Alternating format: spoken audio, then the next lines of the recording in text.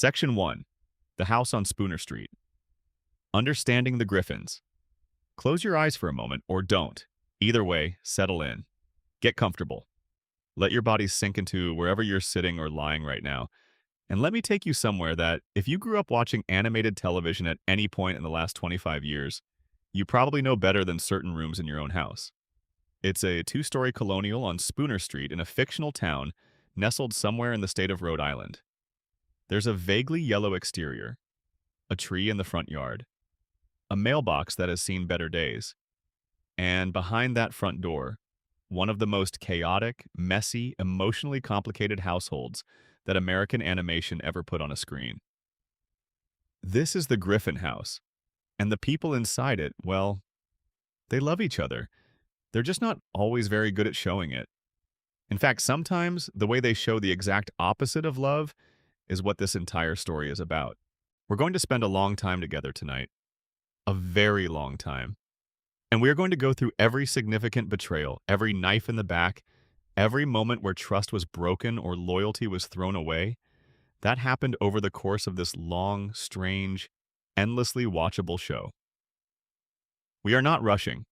We are settling in. The way you settle in when you have nowhere to be and nothing to do except let the stories wash over you. Every section, every moment, every character, we are covering all of it.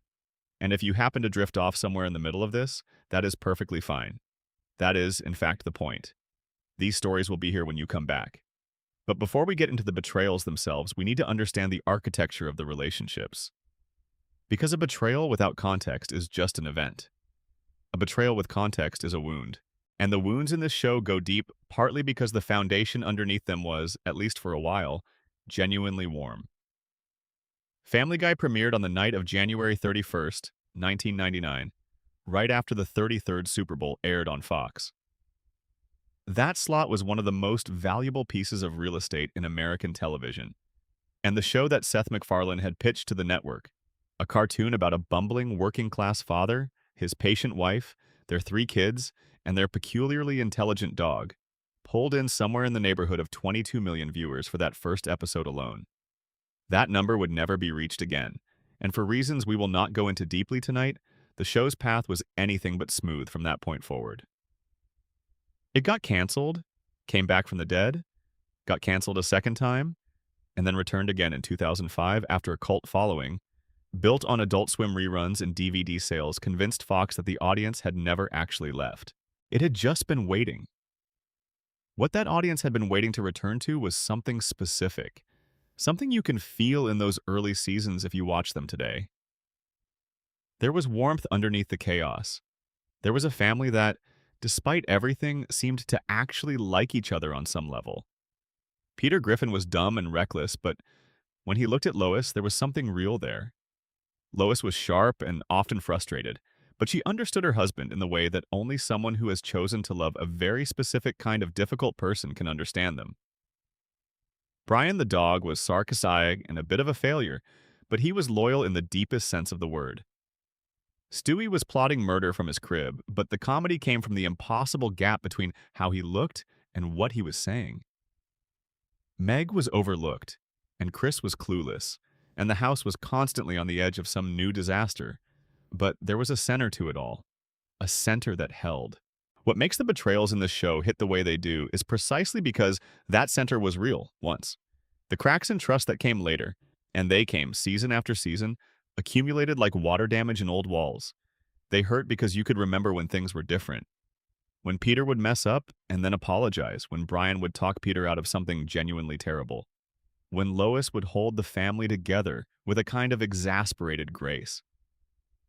The show that exists now and the show that existed in those first 3 seasons are almost completely different animals, and the distance between them is measured not just in years, but in specific moments. Specific choices. Specific times when one character looked at another and did something unforgivable. That is what we are cataloging tonight. Not in anger, not to criticize, simply to witness, as you might witness an old and complicated story told slowly in a quiet room. The Griffin family lives at 31 Spooner Street, which is a real address in the sense that the show has always been consistent about it. Peter Griffin is the patriarch, voiced by Seth MacFarlane in a nasally, somewhat breathless register that has become one of the most recognizable voices in animated television. He works, at various points in the show's history, at a toy factory, a brewery, a news station, and approximately 40 other jobs that never quite stick.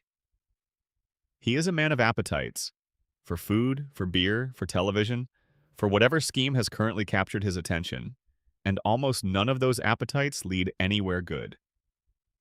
He is fiercely loyal to the people he loves, right up until the moment that a more interesting distraction comes along, and he has the attention span of someone who has been awake for 3 days straight.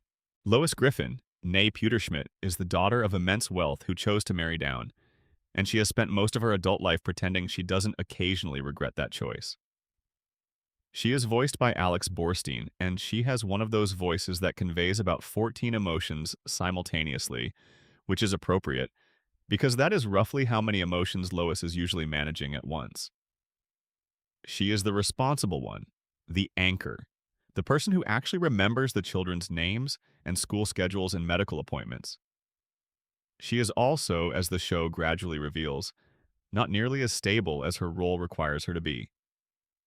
There is a wilder, stranger, more reckless version of Lois that surfaces under pressure, and when it does, the consequences are rarely small. Then there is Brian Griffin, the talking dog, voiced by MacFarlane in a drier, more carefully modulated register than Peter. Brian is the character who, in the early seasons, serves as the emotional compass of the show. He is the one who can actually hold a conversation. He is the one who reads books, or at least owns them. He is the one who looks at whatever disaster Peter has engineered this week and responds with something close to perspective. He is also, and this becomes more apparent as the seasons progress, profoundly insecure in ways that occasionally make him do terrible things. His insecurity is the engine of a lot of what we'll be discussing tonight. Stewie Griffin occupies a category entirely his own. He is 1 year old. He speaks with the precision of a classically educated British villain. He has built weapons in his bedroom that would not be out of place in a military contractor's catalog. His primary goal, at least for the first several seasons of the show, is to kill his mother. The comedy of Stewie is the comedy of impossible incongruity. This baby in the diaper with the football-shaped head, discussing world domination in the same tone you might use to order a complicated coffee drink. He has a relationship with Brian that evolves, across the full run of the show, into something that is genuinely one of the most interesting friendships in the history of animated television, partly because of how many times they betray each other along the way. Meg Griffin, voiced first briefly by Lacey Chabert, then permanently by Mila Kunis, starting with Season 2. Meg is the oldest Griffin child. She is 16 perpetually. She wants what every 16-year-old wants, to be seen, to be liked, to have a place where she belongs. In the early seasons, she is simply the ordinary one in a family full of extraordinary characters. And the humor of her presence is that gentle, recognizable comedy of being a regular person surrounded by people who are, in various ways, too much.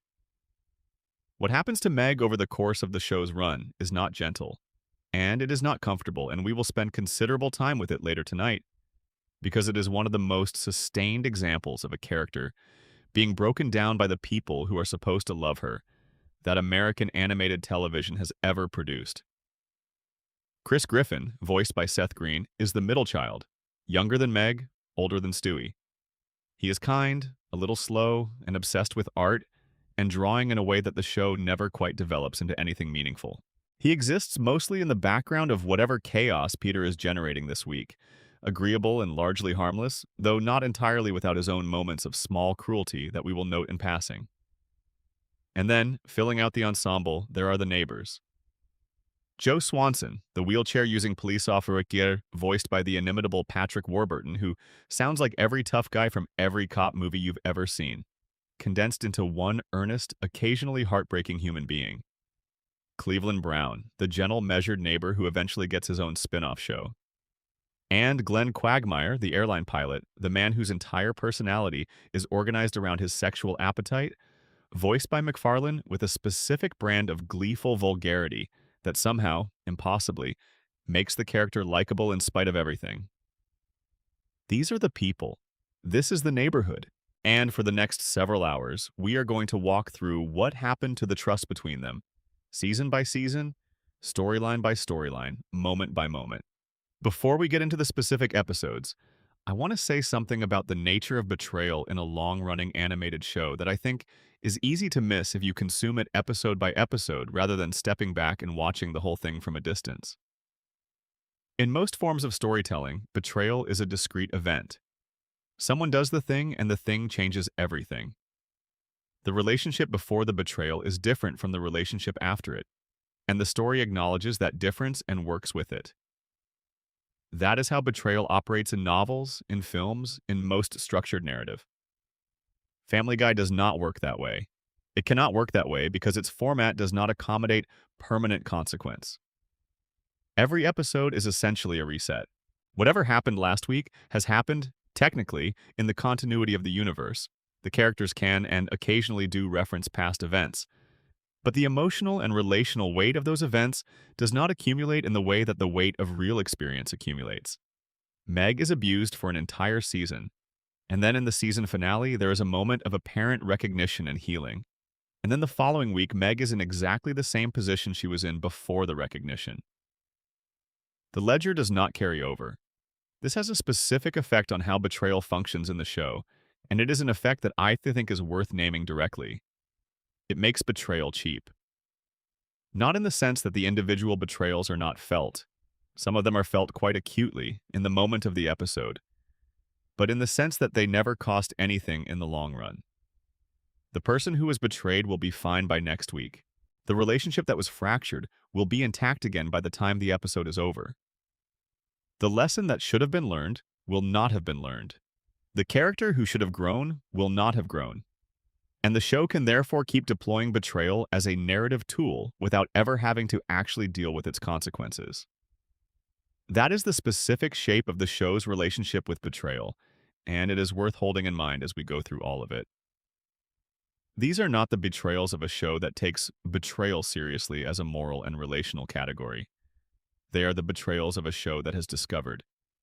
Betrayal is interesting and funny and audience engaging, and that has decided to keep using it for exactly those reasons without accepting the responsibility that comes with the territory. Every time the reset button is hit, every time Peter's apology clears the slate, every time Brian and Stewie are friends again before the credits roll, every time the drunken clam is full of the same four people sitting at the same table as though nothing happened, the show is making a choice about what it thinks these relationships are for. And the choice is always they are for entertainment. They are not for truth. They are scenery, not stakes. That is the frame we are working in tonight. Not pretending it is something different than it is, but finding the real things inside it anyway. Because the real things are there. Even in a show that hits the reset button every 22 minutes. Even in a show that treats its own characters as renewable resources.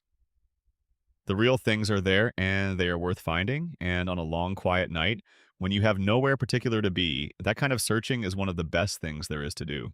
There is something almost meditative about the process of cataloging betrayal in a piece of fiction.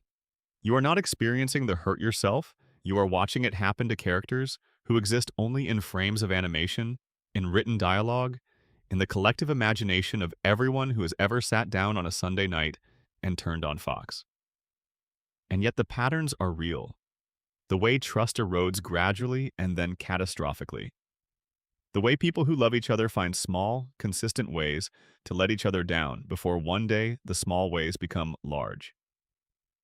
The way apologies sometimes mean everything and sometimes mean absolutely nothing at all. So settle in, get quiet, let the stories come. We will start at the very beginning with the man at the center of all of it, and the many ways that Peter Griffin, over the course of 23 seasons and counting, failed the family he loved. Hey, if you're already comfortable and enjoying the vibe, drop a comment and tell me where you are and what time it is. I genuinely love knowing who's out there. Hit subscribe too if you want more nights like this one. Now let's keep going. Section 2. Peter's earliest betrayals. The lovable fool who forgot to be lovable. There is a very specific kind of betrayal that a lovable fool commits. It is not the betrayal of someone who planned to hurt you. It is not the calculated treachery of a person who weighed their options and chose the selfish one. It is the betrayal of someone who simply forgot for a long and damaging stretch of time that other people's feelings were real. And in the early seasons of this show, that is exactly the kind of person Peter Griffin was. The betrayals of season 1, 2, and 3, they were not meanness, they were negligence. They were the natural consequence of a man who was fully alive only inside his own head, and who would look up every so often and realize with genuine surprise and genuine remorse that someone he loved had been standing in the cold waiting for him to notice them. Let's start with one of the cleanest, most perfectly constructed examples of early Peter betrayal, which comes from season 1, episode 11, titled A Hero Sits Next Door. This is the episode that introduced Joe Swanson to the Spooner Street neighborhood, and it is remarkable in retrospect because it captures exactly who Peter was before everything changed. A new neighbor moves in next door, a wheelchair-using police officer who turns out to be extraordinarily capable, well-liked, and accomplished. Peter, rather than simply being happy for his new neighbor, becomes immediately and deeply jealous. He cannot stand that someone in his immediate orbit is more admired than he is. And so he spends the episode trying to outperform Joe, trying to find ways to make himself look as heroic, as competent, as worthy of the neighborhood's respect. It is a petty impulse. But the reason it works as storytelling, the reason it makes Peter sympathetic even in his jealousy, is that you understand where it's coming from. Peter does not have a lot. He is not educated. He is not particularly talented. He works a job that will never make him famous and lives in a house he can barely afford, and has a wife who is, by most objective measures, considerably smarter than he is. The jealousy is not malicious. It is the reflexive insecurity of someone who has always felt slightly less than, and who therefore reaches for the nearest thing that might make him feel sufficient. That is early Peter. The insecurity is real, and it drives him to do foolish things, but the underlying desire is simply to be seen as worthy. Compare that to the impulse behind his jealousy in later seasons, where he will actively try to sabotage people he supposedly loves when they achieve something he hasn't. The trajectory from "I want to prove I am as good as you" to "I want to ensure you cannot be better than me" is the full arc of Peter Griffin's decline, and it begins so gently, so understandably, that you barely notice it moving. Season 1 also gives us the episode Mind Over Murder, in which Peter builds a bar in his basement after being placed under house arrest. The bar is fine. What is less fine is the way Peter, in his enthusiasm for his new project, essentially dismantles whatever domestic peace existed in the house and replaces it with a venue for his own enjoyment. Lois, at this point in the show, has some semblance of an identity that exists outside of managing Peter's disasters. She wants to sing. She has a voice. She performs at the bar, and the experience awakens something in her. A desire to be recognized as a person with talent, with her own life, with things that belong to her separate from the family.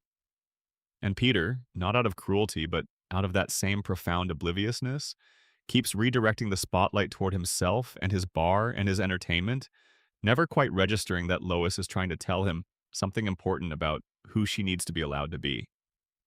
The show, to its credit in this era, would not let these moments pass without consequence. The episode ends with Peter recognizing that he has been thoughtless, and the recognition is written in a way that feels earned rather than convenient. He does not give a speech. He does not suddenly become wise.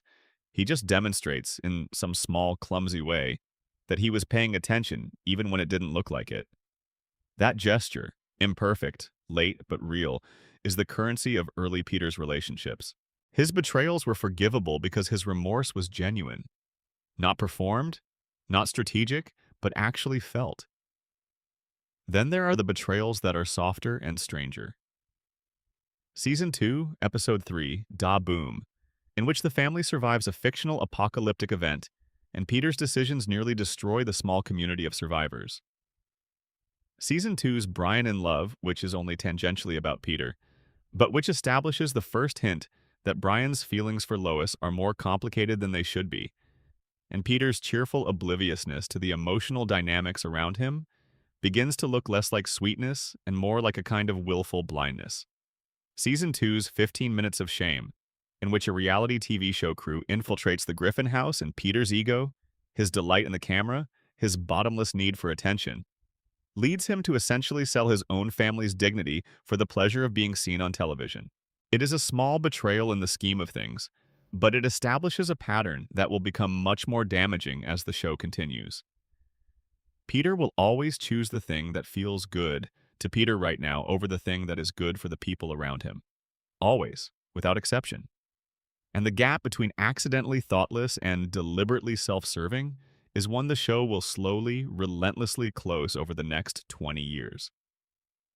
Season 3, Stuck Together, Torn Apart, is one of the best episodes of those early years and one of the most honest explorations of how jealousy corrodes a relationship.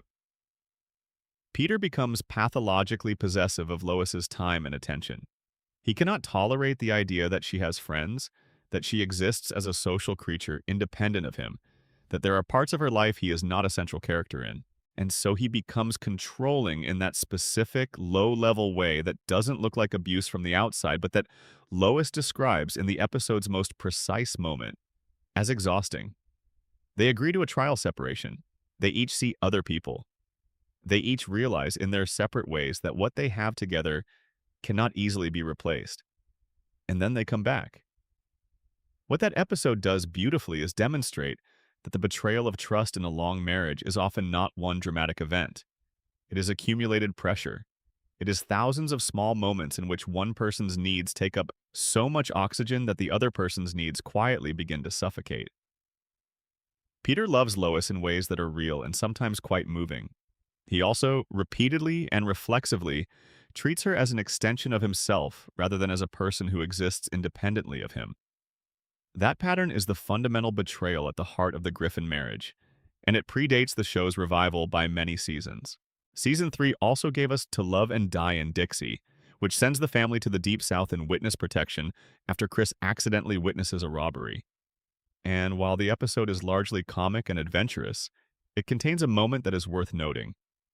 Peter, when placed in an environment where his usual social position is completely irrelevant, when stripped of the familiar context that allows him to function as a recognizable human being, becomes unmoored in a way that is almost poignant. He does not know who he is outside of his neighborhood, his bar, his established relationships. His identity is entirely relational, which means that when relationships shift, when the people around him change or need more than he can give, Peter does not adapt. He does not grow. He simply repeats the same patterns with increasing volume, hoping that if he does the familiar thing loudly enough, the familiar feeling will return. That rigidity, that inability to grow when growth is required, is the engine of almost every Peter betrayal that follows. And as the show's sensibility hardened in later seasons, as the character was pushed from lovable fool to genuinely dangerous irresponsibility, it became impossible to excuse.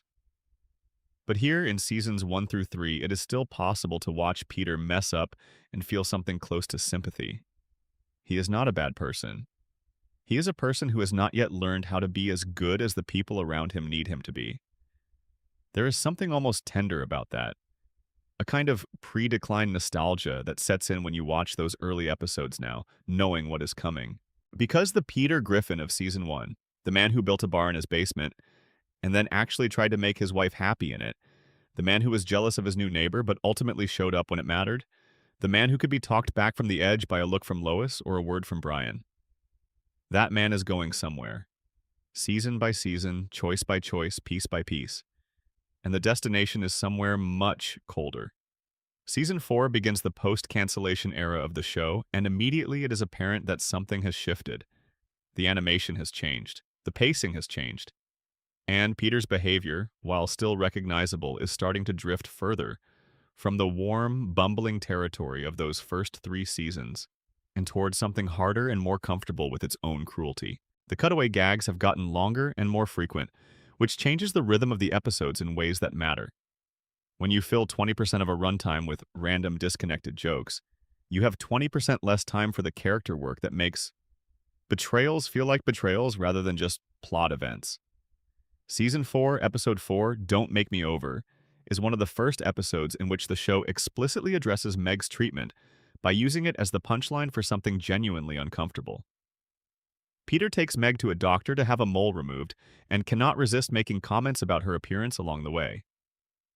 These comments in Season 4 are still framed as Peter being tone-deaf and thoughtless rather than deliberately cruel. But the shift has begun.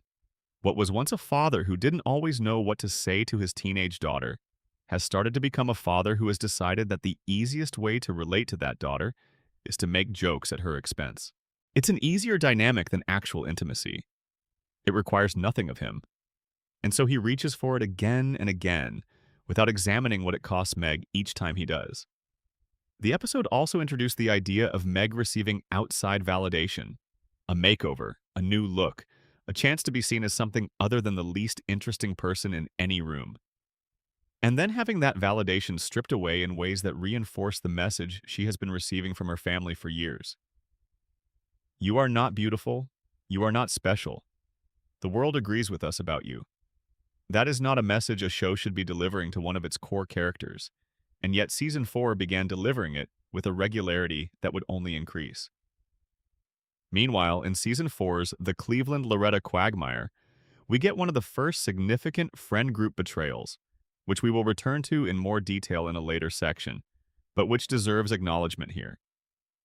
Quagmire sleeps with Cleveland's wife, Loretta. It is not played primarily as a betrayal of Cleveland's trust. The show's sympathies are more complicated than that. But it is the first clear moment where the four friends' fundamental loyalties to each other are placed under direct pressure, and someone is found wanting. And then there is Season 4's PTV, which is one of the great episodes of the show's middle era, and which contains a fascinating kind of Peter betrayal that is easy to miss because it is wrapped in comedy. Peter starts his own television network on cable access specifically to broadcast content that the Federal Communications Commission has declared inappropriate for broadcast television. This is funny. It is also a story about a man who cannot stand being told what he cannot do, who responds to any limitation on his behavior with immediate and gleeful escalation, and who has such a limited capacity for thinking about consequences that he turns a minor frustration into a full-scale cultural conflict. His refusal to accept any version of the message, "This is not appropriate, Peter," is one of his defining characteristics. And while it plays as comedy in Season 4, by Season 10, it will play as something darker and harder to laugh at. Because the thing about Peter's inability to accept limits is that it extends to the limits of other people's comfort, other people's safety, and other people's needs. When he cannot be bothered to respect the FCC, that is funny. When he cannot be bothered to respect his wife's emotional needs, or his daughter's dignity, or his friend's basic right to exist in the world without being humiliated or harmed by him, it stops being funny and starts being a portrait of someone who has never genuinely internalized the idea that other people's experiences matter as much as his own. But we are getting ahead of ourselves. The early Peter Griffin, Seasons 1, 2, and 3, and most of 4, is still mostly the lovable fool. His betrayals are the betrayals of inattention and immaturity rather than cruelty. He forgets important things. He prioritizes himself without meaning to. He hurts people not because he wanted to hurt them, but because he never stopped to think about whether they were there. There is a reason so many people found him relatable in those years. He was the recognizable version of the person all of us are at our worst. The person who meant well and still somehow kept making the same mess. But we are getting ahead of ourselves. The early Peter Griffin, Seasons 1, 2, and 3, and most of 4, is still mostly the lovable fool.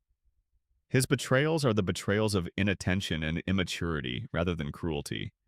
He forgets important things. He prioritizes himself without meaning to. He hurts people not because he wanted to hurt them, but because he never stopped to think about whether they were there. There is a reason so many people found him relatable in those years. He was the recognizable version of the person all of us are at our worst. The person who meant well and still somehow kept making the same mess. One of the clearest early Peter episodes that walks the line between lovable and genuinely hurtful is Season 2's 15 Minutes of Shame, which introduced the reality television format into the Griffin household in a way that the show would return to repeatedly across its run. A production company is interested in doing a show about the Griffin family. Peter's response is not to protect his family's privacy or to question whether broadcasting their domestic dysfunction is a good idea.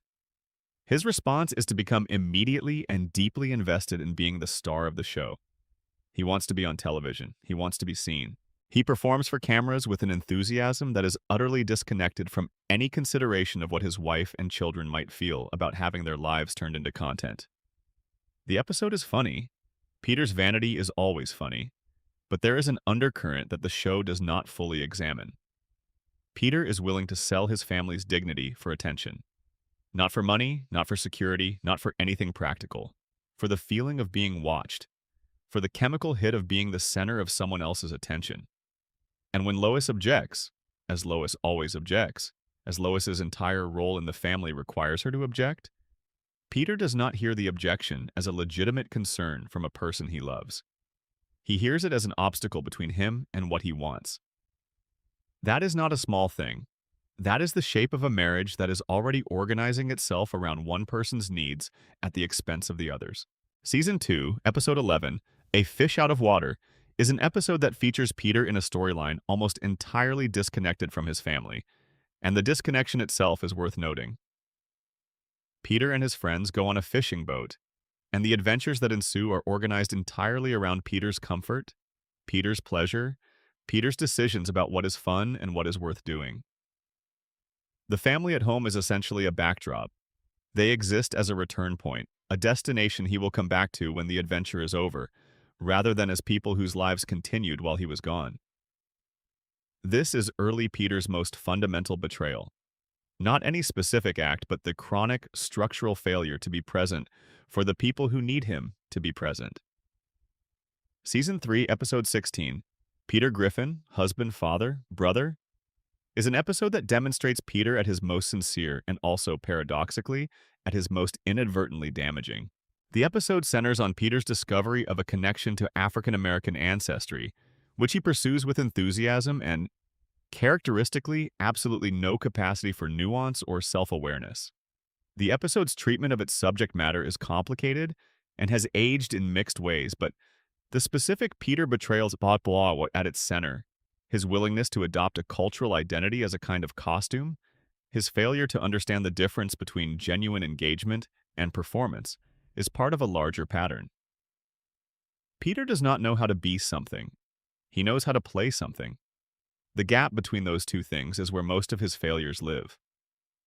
What makes the early seasons Peter betrayals survivable, what gives the audience permission to keep finding him likable despite everything, is the sequence of mess, recognition, and repair that the show applies to almost all of them.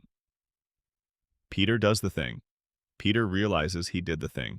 Peter tries, in his own blundering way, to undo the thing.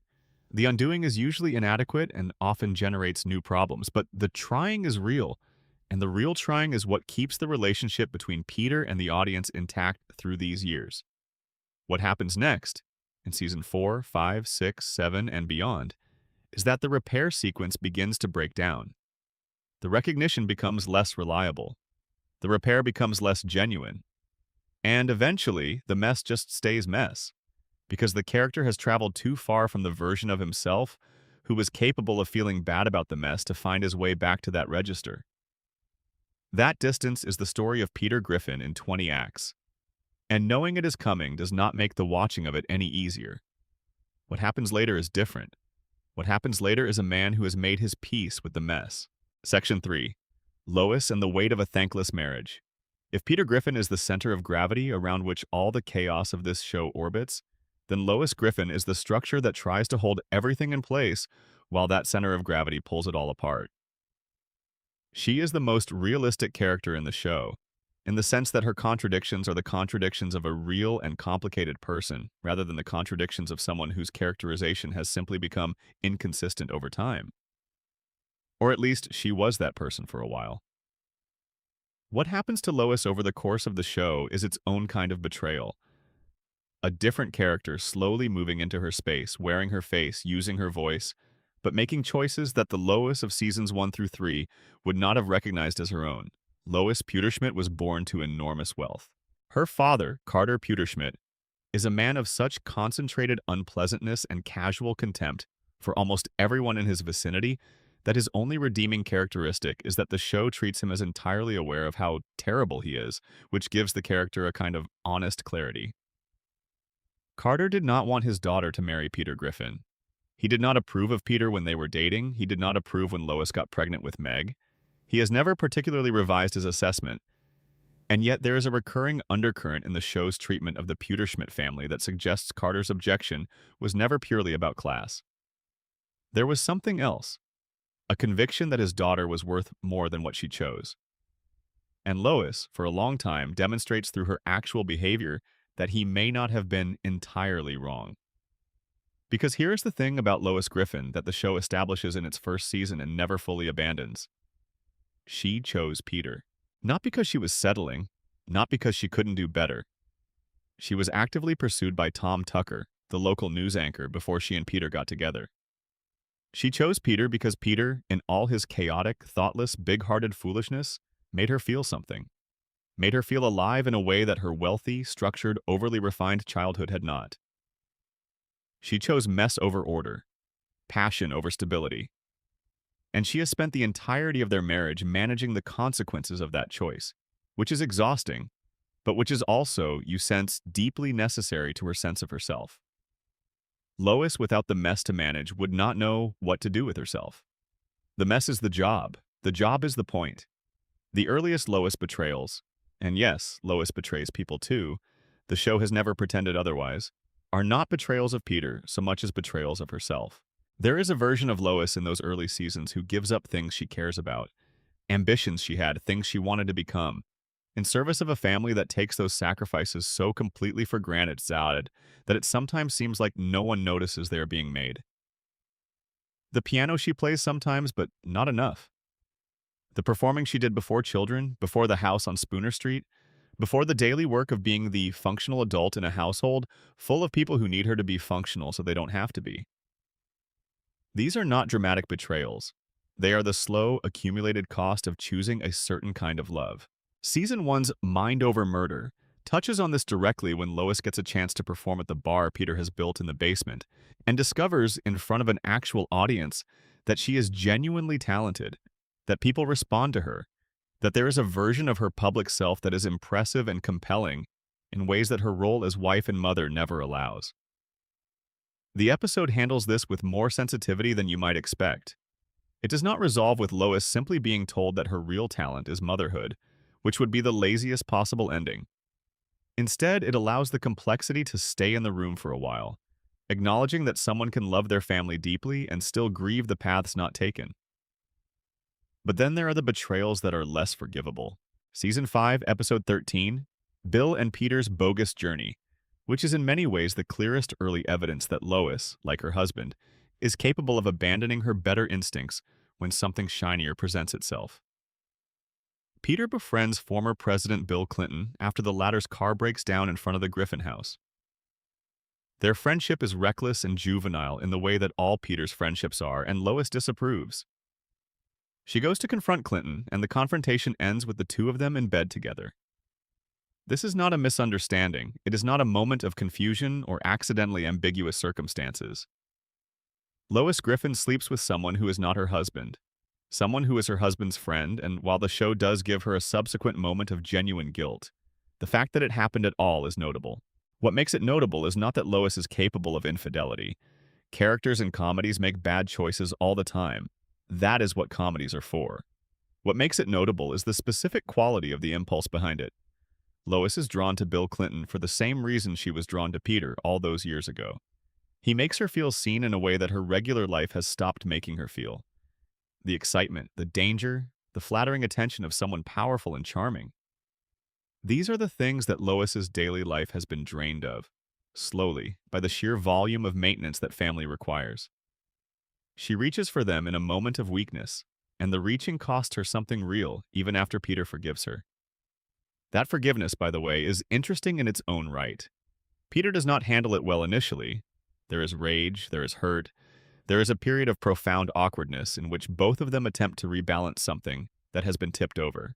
But ultimately, Peter forgives Lois, partly because she asks him to, and partly because she offers to let him sleep with her mother as a form of equalization, which he cannot bring himself to do, which in its own strange way demonstrates something real about Peter's character, that even at his most petty, even when given the explicit permission to retaliate, In kind, he cannot go through with hurting someone just to restore a sense of fairness.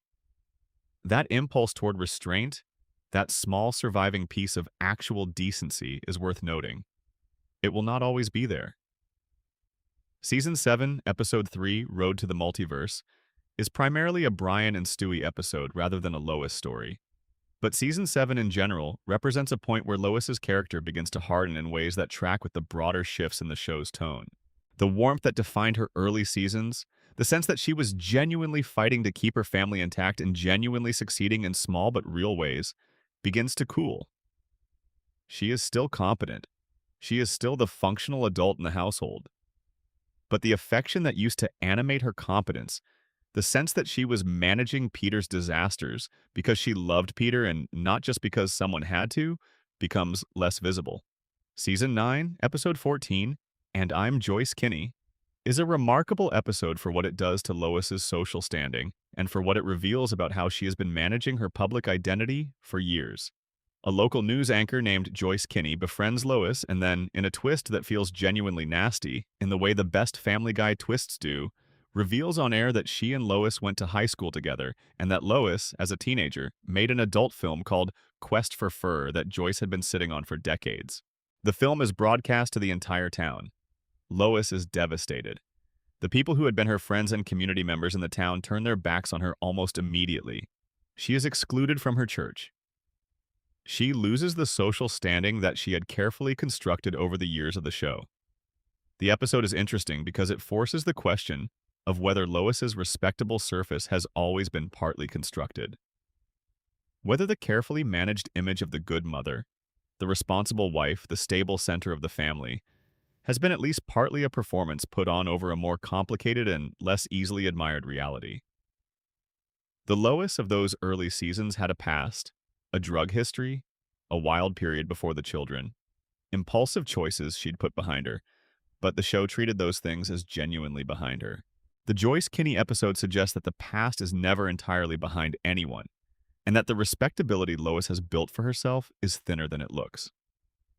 What is genuinely uncomfortable about this episode is not the revelation itself, but the speed with which the people Lois considered her community abandoned her for it. The women from her church, the neighbors, the people whose approval she had worked to maintain, they vanish with barely a backward glance, and Lois is left confronting the question of what all that work was actually worth. The answer the episode lands on is complicated and not entirely satisfying. Her community does eventually come back, mostly because Peter stands up for her in a way that is simultaneously embarrassing and genuinely sweet. But the wound of it, the discovery that the relationships she had believed were solid, were in fact conditional on the maintenance of a particular image. That wound does not fully close. Season 8, Episode 1, Road to the Multiverse, marks the beginning of a period in which Lois's relationship with Peter starts to feel less like two people who love each other despite everything and more like two people who have simply been together long enough that separation seems like more trouble than it's worth. The warmth is still occasionally there. The show gives them moments, even in its later seasons, where you can see the original dynamic between them. But it is no longer the baseline. The baseline has shifted to mutual exasperation, to a kind of weary tolerance that can tip into open hostility when the circumstances are right. The most uncomfortable Lois moments of the later seasons are not actually the ones where she betrays Peter. They are the ones where she betrays her children, particularly Meg, by either actively participating in the family's mistreatment of her, or by standing by and allowing it to happen without intervention. There is a Season 10 moment, in the context of the same hurricane episode, that contains Meg's famous confrontation with her family, where Lois, when Meg challenges her on her failures as a mother, launches into a defensive tirade that is more concerned with protecting her own self-image than with actually acknowledging what Meg is saying. She calls out Meg's faults. She turns the conversation away from her own accountability, and the audience watches a woman who once seemed capable of real self-awareness choose, in the critical moment, not to have any. That is Lois's deepest betrayal, not of Peter, not of her past, but of the children she raised. The promise implicit in being someone's mother is that you will see them clearly, hold them honestly, and love them without making your love conditional on them being easy to love. Lois makes that promise fail in increments that are painful to watch precisely because they seem so avoidable. She knows better. You can see that she knows better, and she chooses the easier path anyway. The Lois Griffin of the first 3 seasons would not have recognized several of the choices her later self would make. The woman who sang in her husband's basement bar, who tried to balance her own needs against her family's, with a kind of imperfect grace, who could be funny without being cruel. She was a real and compelling person. What happens to her over time is the same thing that happens to all the characters on this show when it stops caring about the work of actually developing them. She becomes a series of reactions rather than a person. She responds to Peter. She responds to the kids. She responds to whatever the episode needs her to do. The proactive Lois, the one with her own desires and trajectory and sense of who she is outside of other people's needs, she becomes harder and harder to find. The Lois Griffin of the first 3 seasons would not have recognized several of the choices her later self would make. The woman who sang in her husband's basement bar, who tried to balance her own needs against her family's, with a kind of imperfect grace, who could be funny without being cruel. She was a real and compelling person. What happens to her over time is the same thing that happens to all the characters on this show when it stops caring about the work of actually developing them. She becomes a series of reactions rather than a person. She responds to Peter. She responds to the kids. She responds to whatever the episode needs her to do. The proactive Lois, the one with her own desires and trajectory and sense of who she is outside of other people's needs, she becomes harder and harder to find. One of the most underexamined Lois betrayal storylines is the gambling addiction arc from Season 1's The Sun Also Draws. This is an early episode, still in the warm glow of the show's first season, and yet it establishes something important about Lois that the show would return to again and again over the years. She has an addictive personality. When something gives her the hit of excitement she has been missing in her daily life, she cannot stop. She cannot moderate. She rides the wave until it crashes. The gambling episode is, taken in isolation, just a funny subplot about the family getting stranded at a Native American casino. But taken in the context of the full arc of Lois's character across the show, the drugs, the affairs, the crime sprees of later seasons, it is the first marker. The first indication that the stability Lois projects is partially a performance over something much less stable. Season 4's model misbehavior is the next significant marker. Lois becomes a model, and the attention that comes with it, the recognition of her physical attractiveness by a world that has mostly been asking her to be invisible as a domestic caretaker, goes to her head with remarkable speed. She becomes difficult. She becomes vain. She loses sight of the people who matter to her in pursuit of the people who are telling her she is beautiful. The episode ultimately resolves with Lois choosing her family over the modeling career, but the speed of her transformation, from patient, stable wife and mother to someone whose head has been turned by flattery, establishes that her groundedness is conditional on her not being offered something she wants more. The Lois who exists by season 10 or 12 is a character whose stability has been revealed through accumulated evidence to be the most fragile thing in the Griffin household. She holds it together not because she is constitutionally capable of holding things together, but because someone had Tau and she is the one who has accepted the job. When circumstances conspire to give her permission to stop holding things together, when the world offers her something that seems more interesting than the job, she stops holding things together, usually with significant collateral damage to the people around her. That is not a character failing exactly. It is a human truth. Most people, given enough time and enough thanklessness, discover that the stability they have been performing has limits. The difference between Lois Griffin and the best version of herself is the difference between a person who discovers those limits and finds a way to ask for what she needs and a person who discovers those limits and acts out rather than asking. The Lois of the early seasons is the first kind of person. The Lois of the later seasons has been the second kind of person for so long that she seems to have forgotten the first kind was ever available. But she is never entirely gone. There are episodes, even very late in the show's run, where Alex Borstein's performance reminds you of who this character was supposed to be and what she could have been if the writing had stayed as careful as it started out. Those moments feel like finding a room in a house you thought you knew that you somehow missed. a room that is quiet and a little dusty but still has the furniture from when things were good. Section 4. Brian Griffin, the friend who always let you down. Brian Griffin is, in the estimation of many longtime viewers of this show, the character whose decline is the hardest to watch. Not because it was the most dramatic. Peter's transformation from lovable fool to something more genuinely threatening is arguably more extreme in absolute terms. But because Brian started from a place of such specific and genuine promise. He was the character the show seemed to be offering as the conscience, the grounding force, the one person in the Griffin house who had the perspective and the intelligence to see things clearly. And watching that character be rebuilt, piece by piece, season by season, into something unrecognizable and frequently awful, that is a particular kind of grief that is different from watching someone who was never good become worse. In seasons 1 through 3, Brian Griffin is one of the great supporting characters in animated television. That is not a minor claim. He is genuinely original, a talking dog who exists not as a gimmick or a novelty, but as a fully realized character with a consistent and specific sensibility. He is well-read, or at least he presents himself as well-read, which is itself a kind of character detail. Brian wants to be taken seriously as an intellectual in a household where intelligence is not a particularly valued currency. He wants to be a writer. He has a novel he has been working on for years. He has feelings for Lois that he keeps at a careful distance from the surface most of the time, but that occasionally break through in ways that are written with surprising delicacy given the overall register of the show. He drinks too much. This is established early and treated in those first seasons with a kind of honesty that the show would later abandon in favor of playing it purely for laughs. The drinking is a symptom of loneliness, of creative frustration, of the strange existential situation of being a dog who is also, by any meaningful measure, more human than most of the humans around him. There is a melancholy to Brian in those early seasons that is entirely intentional and that makes him feel like a real person rather than a cartoon.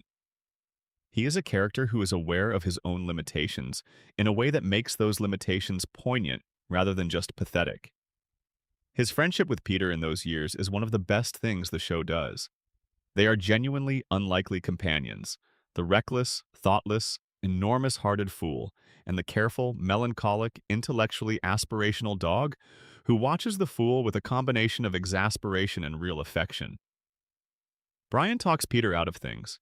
He holds up a mirror for Peter at moments when Peter is about to do something irreversible. And while Peter doesn't always listen, the fact that Brian tries consistently and without giving up on his friend gives their relationship a warmth that is real. Brian's loyalty to Peter in those early seasons is one of his defining characteristics. He might roll his eyes. He might sigh. He might deliver a dry, withering assessment of whatever disaster Peter has generated this week. But he stays. The first hints of who Brian would become come in the revival seasons, specifically in the way his political views begin to take on more weight in the narrative. In seasons 1 through 3, Brian was liberal in the way that many educated, well-read people are liberal. It was a perspective he had, informed by actual thinking, that showed up in his conversations and his opinions without taking over his personality. After the revival, the writers discovered that Brian's liberalism could serve as a delivery mechanism for the show's own political commentary, and the character began to shift from a person who happened to have political views to a vehicle for delivering them. This is the first form of betrayal that Brian commits against himself. He stops being a full person and becomes a position. The Brian who had a specific, complicated inner life, the failed novelist, the hopeless romantic, the loyal if imperfect friend, gets steadily reduced to the character who will make the speech about whatever the writers want to address this week. And the speech is often correct, or at least defensible. But correctness is not the same as richness, and a character who exists to be correct is not as interesting as a character who exists to be human. Season 4, Episode 3, Brian the Bachelor, is an early example of a Brian story that starts to show the cracks in the character's previously solid foundation. Brian falls for a woman, as he will many times over the course of the show, and pursues her with the specific combination of intellectual affectation and romantic desperation that becomes his signature move in later seasons. What is different about this instance compared to his early season romantic storylines is the quality of the self-awareness. Early Brian, when he pursued women who were wrong for him or who didn't want him, could see his own foolishness clearly enough to be genuinely pained by it. Later, Brian pursues women with a kind of determined obliviousness to his own patterns that is both less sympathetic and less honest. Season 8, Episode 7, Jerome is the New Black, is the episode that many viewers identify as the moment the show explicitly acknowledged what Brian had become. This is the episode in which Quagmire delivers his now legendary speech, tearing Brian apart, and it is worth spending real time with because it is one of the most precisely written moments in the show's later history. Peter introduces the gang to Jerome, a new member of the friend group who will be joining them at the Drunken Clam. Brian immediately dislikes Jerome without being able to articulate why. The others push him on it, and eventually, at Brian's prompting, Quagmire tells him exactly what he thinks of him. The speech, as delivered by Quagmire, covers the following ground. Brian constantly hits on his best friend's wife, which is a profound betrayal of Peter's trust that Peter is too oblivious to fully register. Brian is a sponge. He lives in the Griffin house, his food and shelter and basic needs are all provided by Peter, and his reciprocation for this is inadequate at best. Brian pretends to be a deep, intellectually engaged person who loves women for their inner lives, but all he ever actually does is date superficial women and treat the relationships as opportunities for self-gratification. Brian failed college, not once, but twice. Brian has a son he has never seen. Brian's novel, the project that supposedly defines his identity as an artist, is terrible. What makes this speech remarkable in context is that every single thing Quagmire says is accurate. The show has depicted all of it. And crucially, the show seems to intend for the audience to side with Quagmire here. This is not a moment designed to make Brian sympathetic, but a moment designed to hold him accountable through the lens of a character who has always seen through him. Quagmire, for all his own considerable moral failings, is not wrong about Brian, and the writers know it. The tragedy of this moment is what happens next, which is nothing. Brian does not change. The speech that was supposed to function as a turning point turns out to be a speed bump. In the episodes following Jerome is the New Black, Brian reverts to exactly the behavior Quagmire cataloged, and in some cases escalates it. He becomes more explicitly antagonistic toward Quagmire in ways that feel personal and petty. He continues hitting on Lois. He continues treating Peter's hospitality as a given. He continues failing at writing and then being defensive about the failure. The Brian who gave this speech, the character who had to stand and listen to someone he knew describe him honestly, that character could have been a genuinely redemptive arc. The show had everything it needed for one. It simply chose not to take it. Season 9, Episode 5, Brian Writes a Bestseller, is the episode most often cited as the moment Brian became genuinely insufferable rather than merely flawed. Stewie, who has always been Brian's most consistent champion and source of genuine emotional support, encourages Brian to write a self-help book after years of watching the failed novelist struggle with his creative work. Brian writes the book. The book is titled Wish It, Want It, Do It, which is, as titles go, not exactly evidence of the intellectual depth Brian has always claimed for himself. The book becomes a massive bestseller, and Brian's response to this success is to become immediately, totally, and almost incomprehensibly arrogant. He treats Stewie with contempt. The same Stewie who believed in him, the same Stewie who pushed him toward the project, the same Stewie who has for years been the most consistent source of genuine care in Brian's life, who has treated Brian with a loyalty that Brian has frequently not deserved. Brian uses the success to feel superior to everyone around him, including his best friend, and does so without a moment of apparent self-awareness about what he is doing. When the book fails to sustain his status, when the initial wave of celebrity attention fades, Brian is left exactly where he was before, a failed writer in a rich man's house. Except now he has demonstrated to everyone around him exactly the kind of person he becomes when given the chance to be something more. It is a portrait of insecurity so deep that it has become indistinguishable from cruelty. The person who cannot trust that they are worthy of good things, when those good things arrive, does not become grateful. They become desperate to prove that they deserve them, and the proving looks exactly like arrogance because it is arrogance. But it is arrogance built on a foundation of profound self-doubt. You understand it. you still cannot root for it. Season 13, Episode 4, Brian the Closer, gives us one of the most specific and damaging Brian betrayals of the show's run. Quagmire, in an act of genuine kindness that feels particularly incongruous given the depth of his contempt for Brian, pays for Brian to have dental surgery after Brian is disfigured in an accident.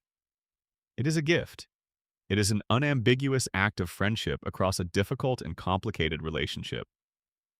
Brian responds to this gift by becoming a real estate agent and then using his new position to trick Quagmire into buying a terrible property.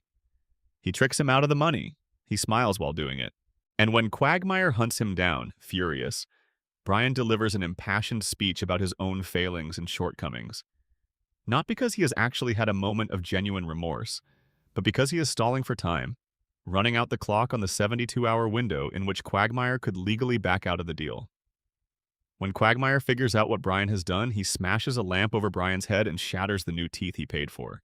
And the audience, watching this, does not particularly feel bad for Brian, which is a remarkable shift from the audience's relationship with this character in those early seasons, when you rooted for him in his romantic disasters and sympathized with his creative failures and wanted things to go well for the dog who was trying his best. The dog who existed in Season 13 was not trying his best. He was not trying anything except to avoid consequences for his own behavior.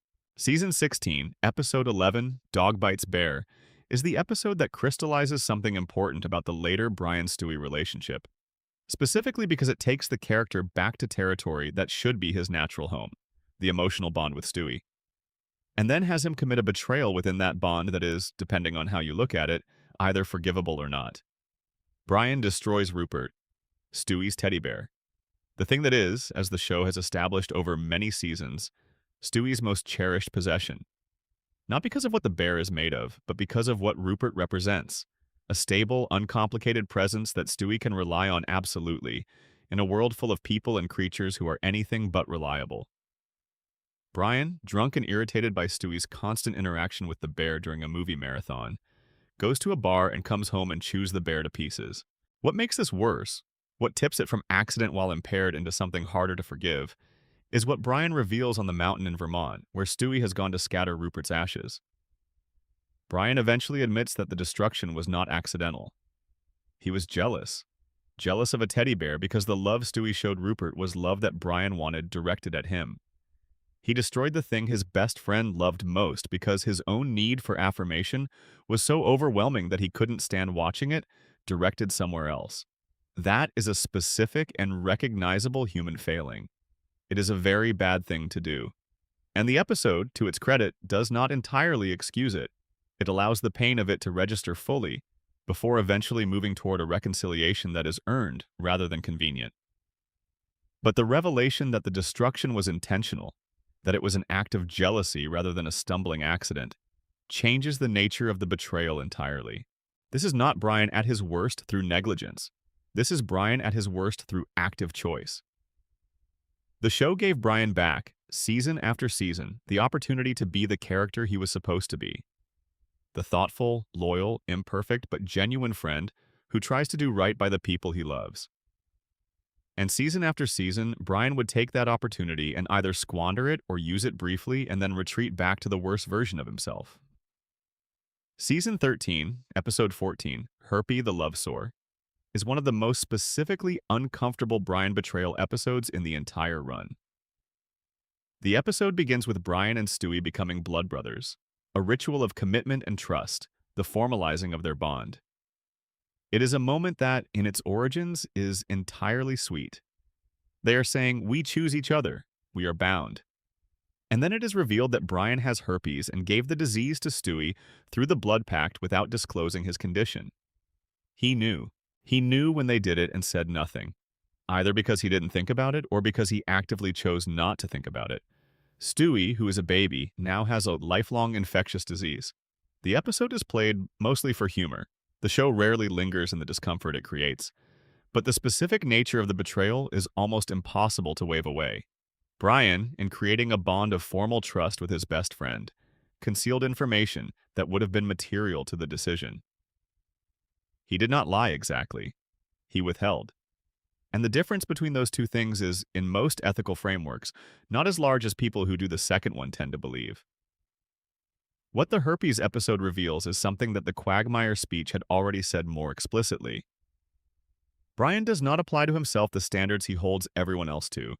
He talks about integrity, he talks about honesty, he talks about treating people with the respect they deserve, and then he withholds a relevant health condition from his best friend during a ritual of explicitly committed trust. Because thinking about it would have been inconvenient, and the inconvenience of thinking about it was, in that moment, apparently more significant than Stewie's right to informed participation in the ritual. That is a specific and damning thing. Not because herpes is catastrophic. The show treats it as a punchline, which is how the show treats most things it creates, but because of what it reveals about Brian's capacity for genuine consideration of other people's well-being when that consideration competes with his own comfort. Season 9, Episode 12, T-Eggs for Two, gives us a Brian storyline in which he competes with Quagmire over a woman, uses genuinely underhanded tactics in the competition, and does not appear to register that his behavior is inconsistent with the image he maintains of himself as the enlightened, ethical one in the group. The competition with Quagmire is particularly ironic. Here is Brian, the person who has always positioned himself as morally superior to Quagmire's explicit and enthusiastic amorality, behaving in ways that are measurably worse than how Quagmire behaves in the same situation. Quagmire, for all his considerable failings, is at least honest about what he is and what he wants. Brian pretends to be something he is not, and then hides the pretense behind his genuine belief in the pretense. The most heartbreaking thing about Brian in the middle and later seasons is not the specific terrible things he does. It is the consistency with which he fails to grow from them. Brian and Stewie is evidence that he is capable of honesty about his own pain. Jerome is the New Black is evidence that he has been told, clearly and specifically, what is wrong with him.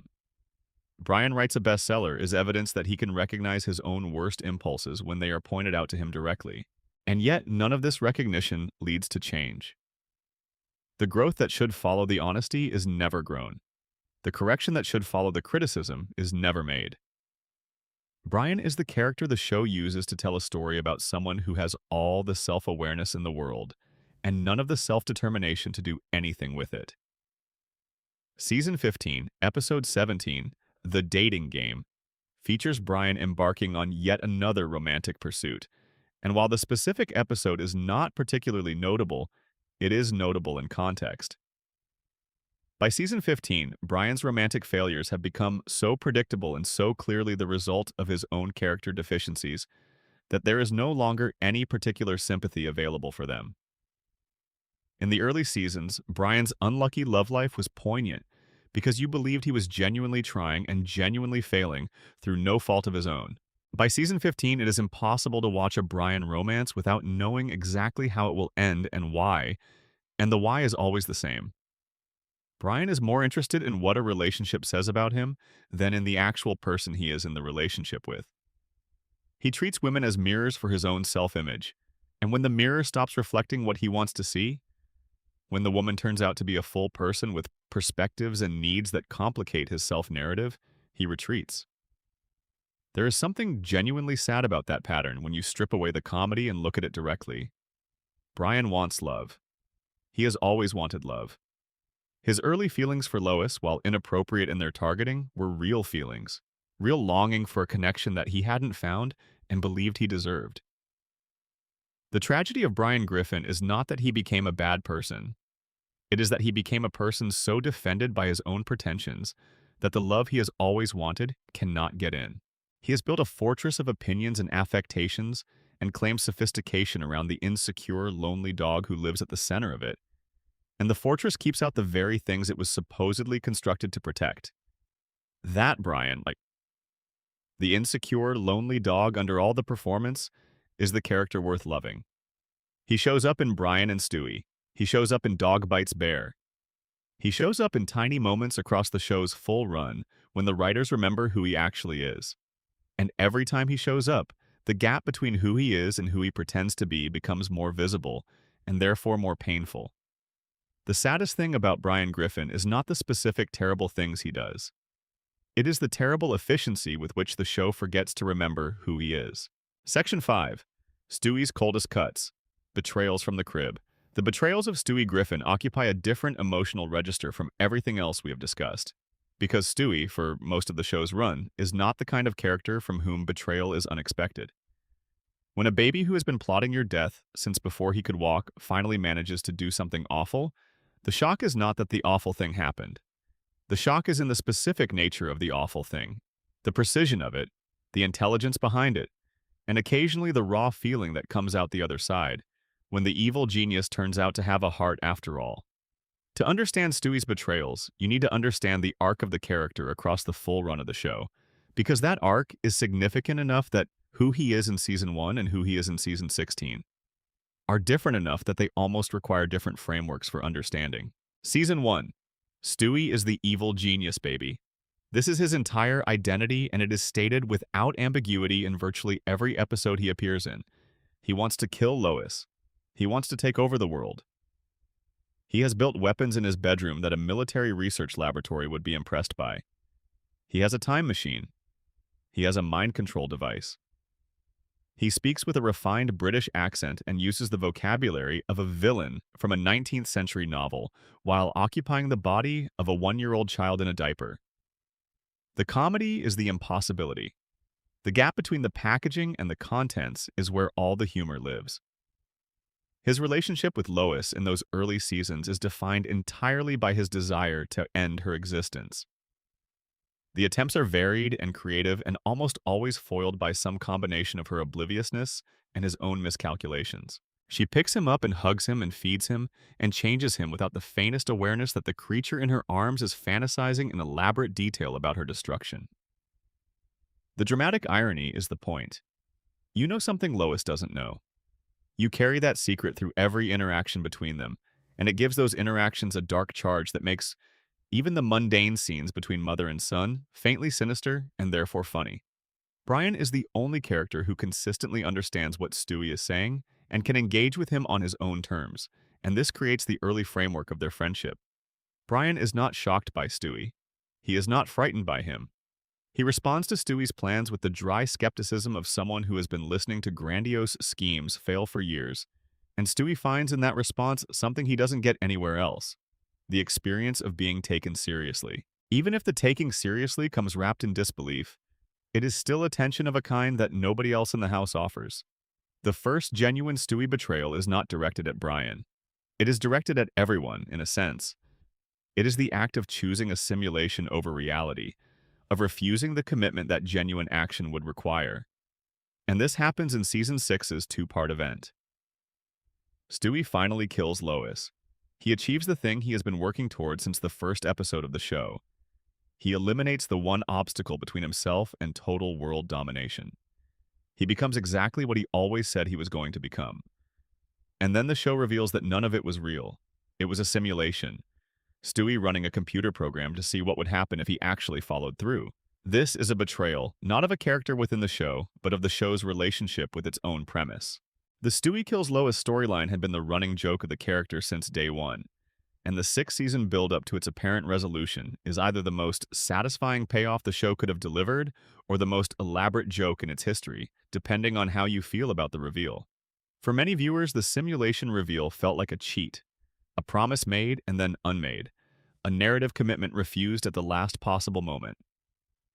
For others, the twist was entirely consistent with the show's identity as a comedy that never fully commits to its own dramatic premises. Either way, the episode series marks the beginning of the end for villain Stewie. After the two-parter, the attempts on Lois's life become increasingly rare. The world domination plots fade from regular features to occasional callbacks, and Stewie begins his long transformation into a different character, one who is more emotionally complex, more openly vulnerable, more interested in personal connections than in conquest. This transformation produces some of the show's best episodes. It also produces a character who, while genuinely likable in different ways from his earlier self, is no longer original in the way the early Stewie was original. There are many anxious, insecure, emotionally complicated characters in animated television. There was only one evil genius baby, and the show chose to retire him. Season 8, Episode 17, Brian and Stewie, is the episode that best captures both the promise and the betrayal of the show's treatment of Stewie's character. Brian and Stewie are locked in a bank vault overnight. No cutaway gags, no other plot lines. Just two characters in a room, talking for an entire episode. And what they talk about is real. Brian reveals that he keeps a gun in a safety deposit box because there are days when he thinks about using it on himself. Stewie reveals the depth of his love for Brian, not in a declaration, but in a series of specific acts of care and concern that demonstrate more clearly than any speech could that Brian is the most important person in Stewie's world. This is the Stewie of the later seasons at his best, a character whose emotional intelligence has grown in inverse proportion to the shrinking of his evil ambitions. He sees Brian clearly. He loves what he sees, imperfections and all. He is, in the context of this episode, exactly the friend that Brian should be grateful for, and occasionally is. The episode is widely considered one of the finest that Family Guy ever produced, and it stands as evidence that the character Stewie became, while different from who he started as, was capable of moments of genuine emotional depth that the evil baby version could never have achieved.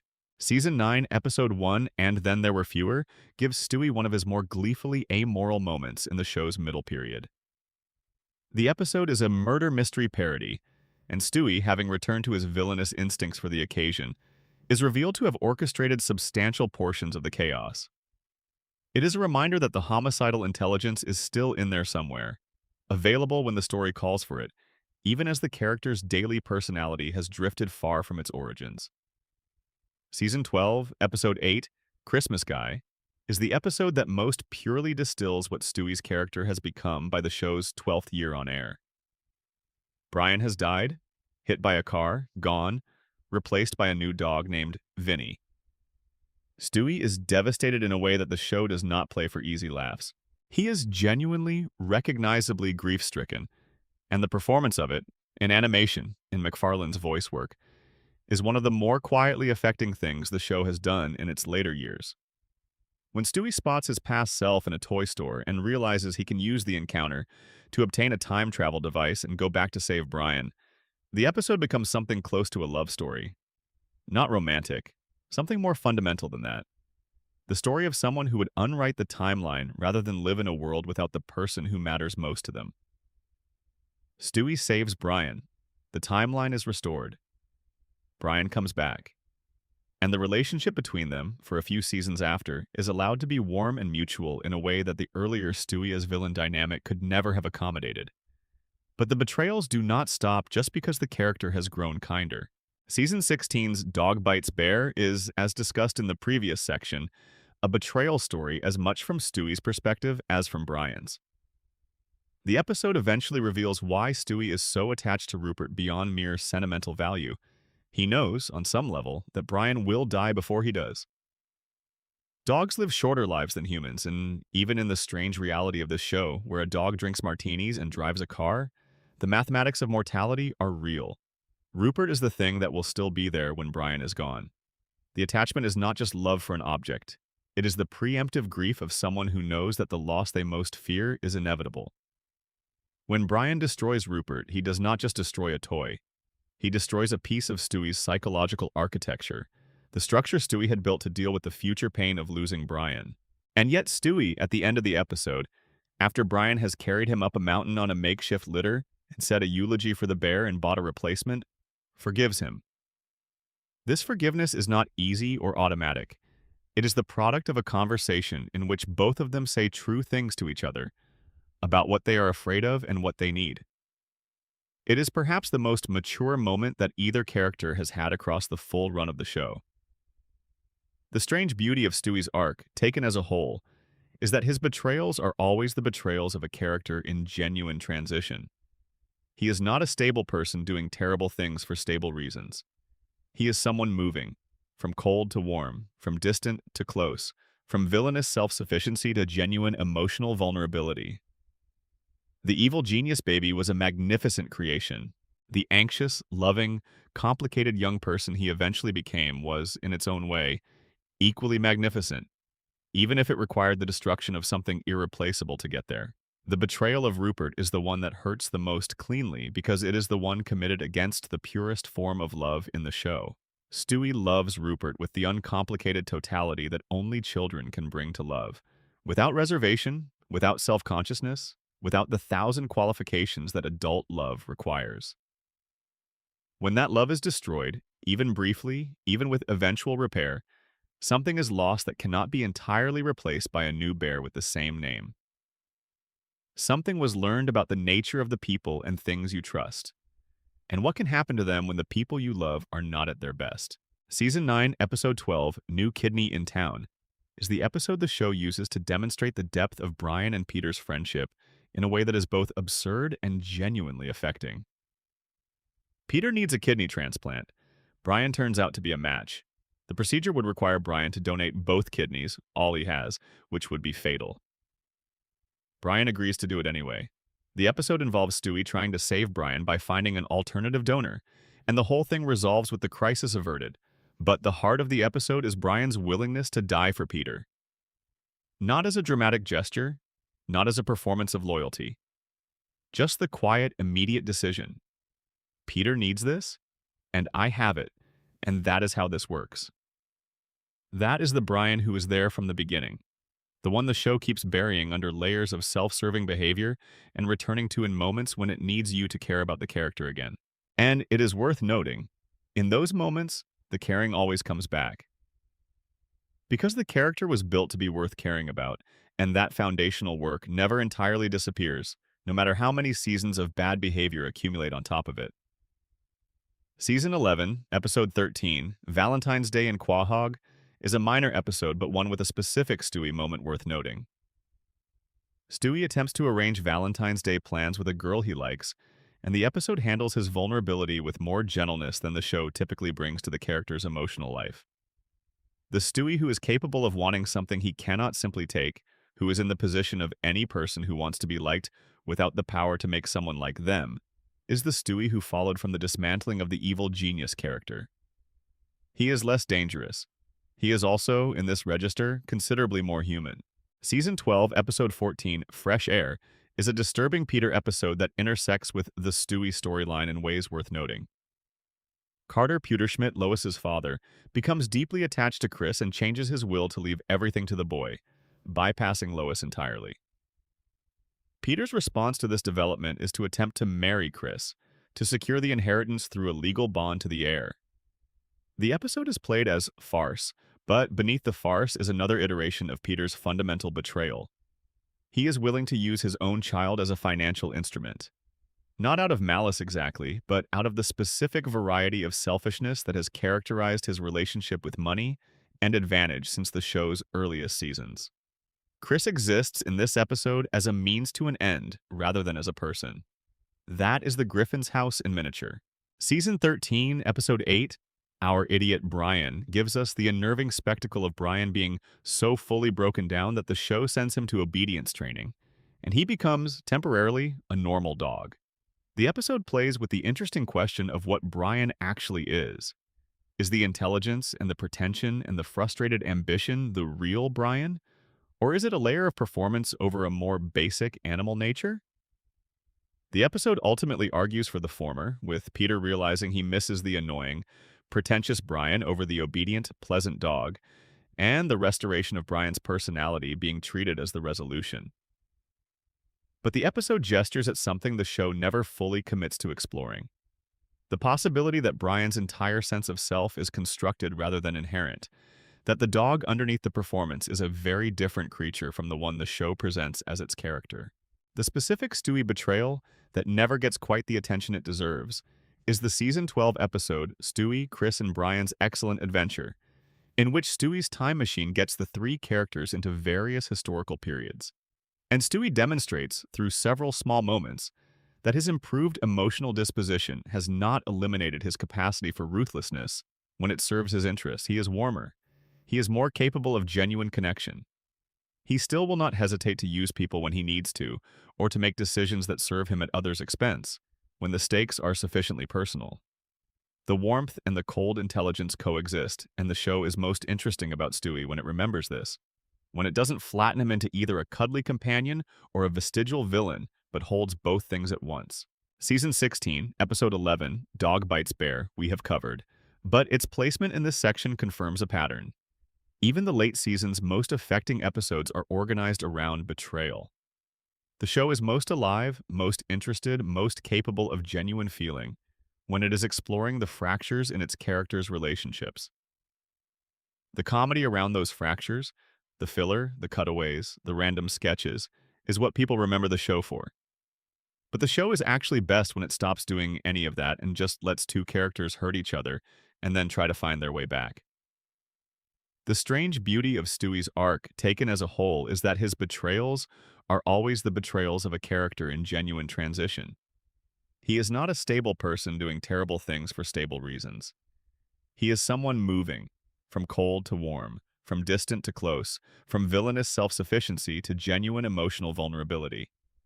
The evil genius baby was a magnificent creation. The anxious, loving, complicated young person he eventually became was, in its own way, equally magnificent, even if it required the destruction of something irreplaceable to get there. The betrayal of Rupert is the one that hurts the most cleanly, because it is the one committed against the purest form of love in the show. Stewie loves Rupert with the uncomplicated totality that only children can bring to love. Without reservation, without self-consciousness, without the 1,000 qualifications that adult love requires. When that love is destroyed, even briefly, even with eventual repair, something is lost that cannot be entirely replaced by a new bear with the same name. Something was learned about the nature of the people and things you trust, and what can happen to them when the people you love are not at their best.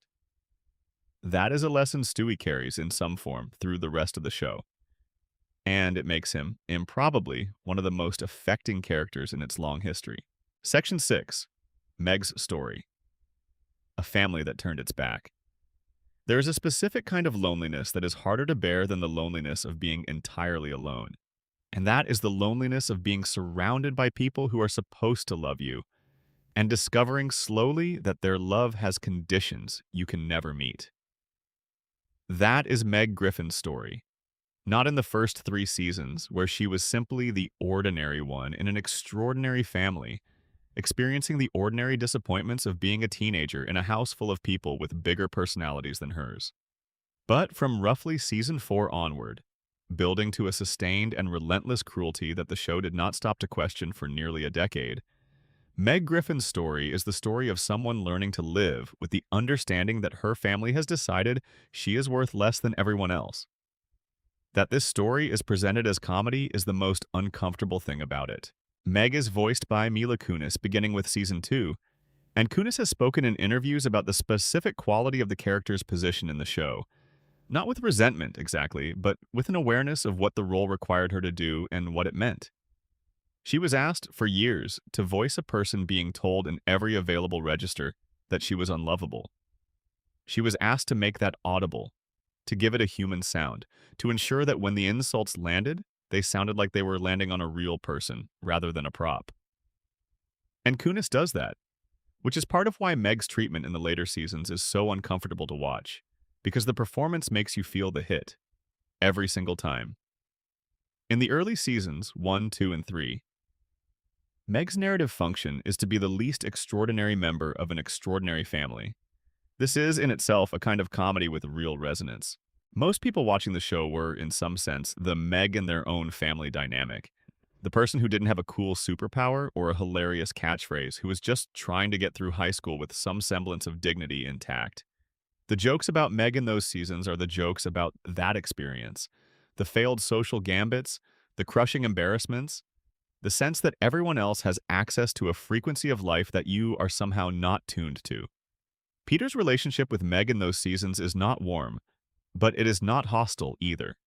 He is inattentive in the way that fathers of teenage daughters sometimes are, not out of contempt, but out of a genuine failure to figure out how to relate to a person whose emotional landscape is entirely foreign to him. There are moments, scattered through those first 3 seasons, where Peter does something for Meg that demonstrates real, if imperfectly expressed, care. He may not know how to be her father in the ways she needs, but he is not her enemy. That changes. gradually, then all at once. Season 4, Episode 12, Don't Make Me Over, is where the shift begins to be visible. The jokes about Meg's appearance, previously mild, occasional, and mostly directed at her social situation rather than her physical self, start to sharpen. They start to become about her, specifically. About her body, her face, her physical existence as something to be remarked upon unfavorably. These are a different category of joke from the ones about her being boring or unpopular, because they are about things over which she has no control. You can work on being more interesting, you cannot change your face. Making those jokes is a decision to attack a person at their most defenseless, and the show makes that decision and then keeps making it. By season 5, 6, and 7, the shift is fully established. The insults are a regular feature of the show's texture. They come from Peter most often, but increasingly from all directions. Lois, Chris, strangers, the school environment, the town as a whole. The show has decided that Meg is the character who absorbs the overflow of cruelty that the other characters need to release, and it has stopped examining whether that decision is funny or simply mean. The jokes are no longer jokes about Meg's situation. They are jokes about Meg's inherent worthlessness, about the idea that she deserves what she gets, about the proposition that some people simply are what she is, not good enough, and that the appropriate response to that recognition is not compassion, but scorn. Season 8, Episode 12, Dial Meg for Murder, contains one of the most striking reversals the show attempts in this territory, and one of the most fleeting. Meg, having spent time in juvenile detention after taking the fall for a crime committed by her boyfriend, comes home significantly harder. She is strong now, physically and otherwise. She fights back against the bullies at school. She intimidates people who are used to intimidating her. For a few episodes, there is a version of Meg who has processed her experience and emerged from it, toughened in ways that are both sympathetic and interesting. And then the show drops it. The tough Meg disappears. The old dynamic reasserts itself. Whatever growth happened is quietly erased, as though it never took place. This is the show's most consistent and most damaging pattern in its treatment of Meg. The moment of promise followed by the erasure. The episode where someone acknowledges her worth, followed by the episode where that acknowledgement is forgotten. The moment where she fights back, followed by the moment where she is once again simply the target. It is not character development. It is character erasure disguised as narrative event. The episode that crystallizes the entire terrible logic of what the show has been doing with Meg for nearly a decade is Season 10, Episode 2, Seahorse Seashell Party. The episode is set during a hurricane. The Griffin family is trapped in the house together. Brian has consumed psychedelic mushrooms and is experiencing vivid hallucinations. The rest of the family, bored and stressed, does what they have apparently always done under pressure. They turn on Meg. The episode's first act is a catalog of escalating cruelty that the show presents with a certain deadpan casualness, as though this is simply the normal dynamic of this household, which by this point in the show's history, it essentially is. And then Meg snaps. The moment Meg turns on her family is one of the most cathartic things the show ever does. She is eloquent. She is specific. She does not simply yell, "Ikata." She catalogs. She names, one by one, the specific failures of each person in the room. To Lois, she says, "You are a bad mother. You know it. You pretend to be the responsible one, but you have failed every standard that responsibility requires." To Chris, she says, "You are weak, and you go along with whatever the dominant mood in the room is, and you've never stood up for me once." To Peter, she delivers the speech we discussed earlier, the litany of his failures as a father, the specific cruelties, the specific acts of neglect, the specific ways his presence has been destructive rather than protective. Peter characteristically laughs, and then it sinks in and he runs to his room in tears. Lois goes after him, Chris leaves. Meg and Brian are left alone, and then the episode does the thing that the fans have never forgiven. Brian tells Meg that she is the lightning rod, that her role in the family is to absorb the anger, the resentment, the frustration that would otherwise tear them apart. That without her to be the target, they turn on each other. He is not telling her this to hurt her. He seems to genuinely believe he is offering her a perspective that will help. And in the logic of the show's universe, he may even be right. The experiment of the episode removing the target, watching the family fracture, supports his analysis. But the moral that this delivers is one that the audience rejected almost instantly and has continued to reject. That the appropriate response to being abused is to recognize your role in the system that requires your abuse and return to it voluntarily for the good of your abusers. This is not an insight, it is a rationalization. And the show, in having Meg accept it, makes a choice that goes beyond dark comedy into something that actively endorses a logic of victimhood that no thoughtful person can sit with comfortably. Meg's speech is technically an act of betrayal. She is betraying the social contract of the household, the unspoken agreement that she will be the one who takes the hits. But in any other context, breaking that contract would be called standing up for yourself. The show treats it as a temporary disruption that must be corrected.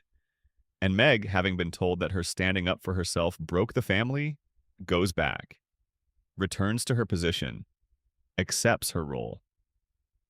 The season 10 episode is regularly cited as one of the most controversial the show has ever aired, not because it is offensive in the way that Family Guy's shock value moments are offensive, but because it is offensive in a way that has a specific real-world resonance. It is telling an audience of teenagers and young people who may be watching this show who may be in difficult family situations of their own, that staying in those situations and absorbing the abuse is the loving and correct thing to do. That is not a small thing to say.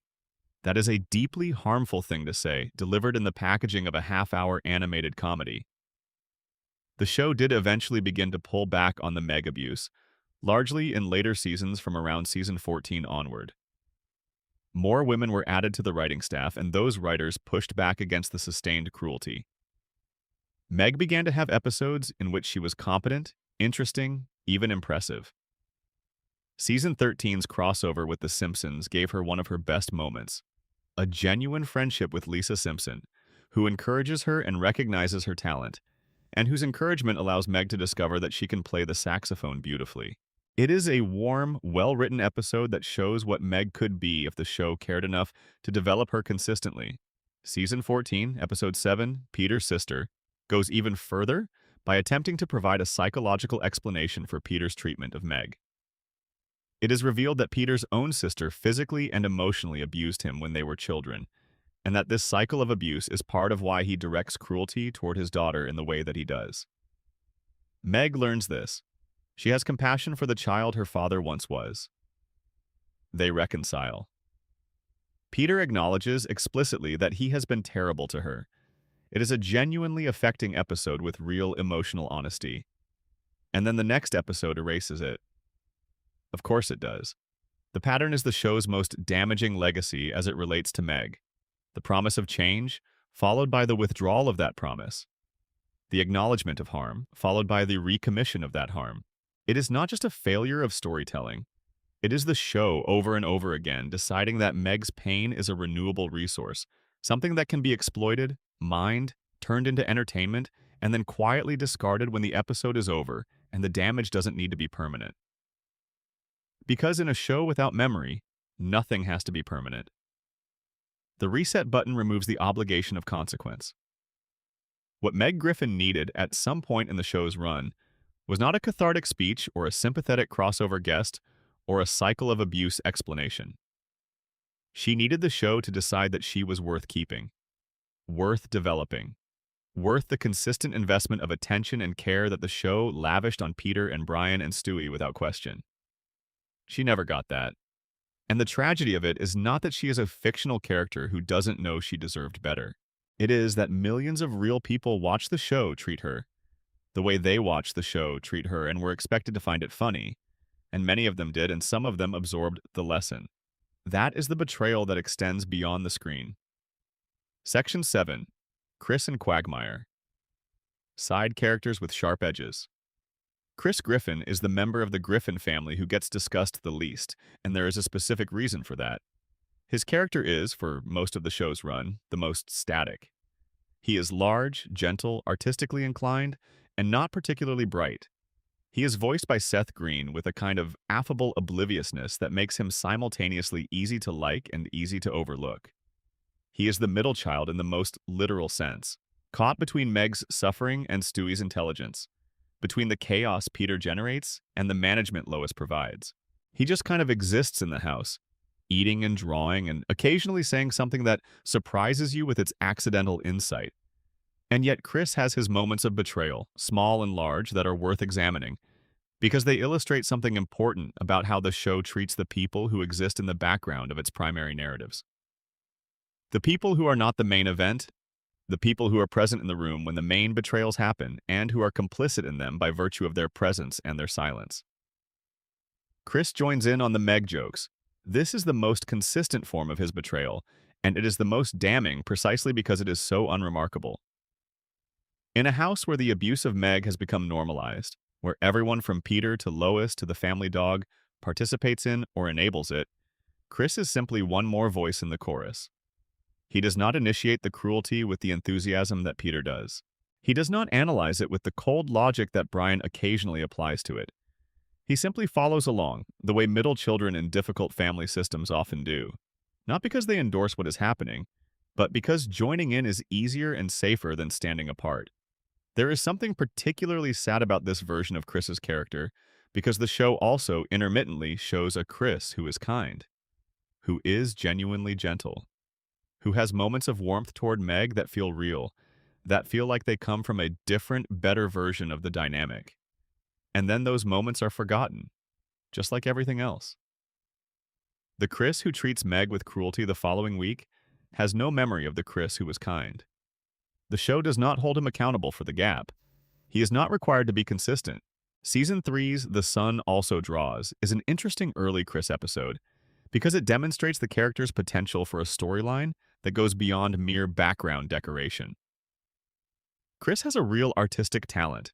He draws well, he has a genuine aesthetic sensibility, and this episode briefly honors that by centering his desire to pursue his art against his father's reflexive dismissal of anything that doesn't fit into Peter's narrow conception of what is worth doing.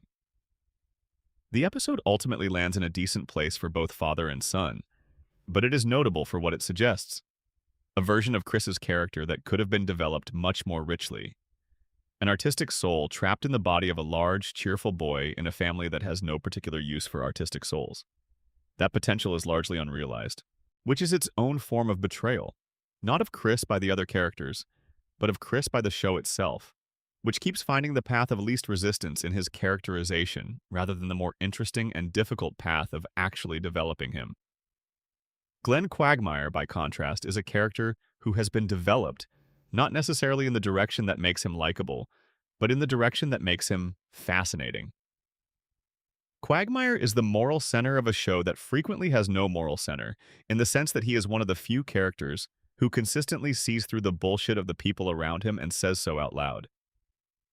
He delivered the speech to Brian. He is, on several occasions, the one who points out when Peter has gone too far. He has a code, even if that code is strange and inconsistent, and filtered through a personality organized almost entirely around sexual pursuit. Quagmire's catchphrase, and it would be genuinely irresponsible to leave it unacknowledged, is a celebration of his own worst qualities. He is a profoundly amoral figure in his approach to women.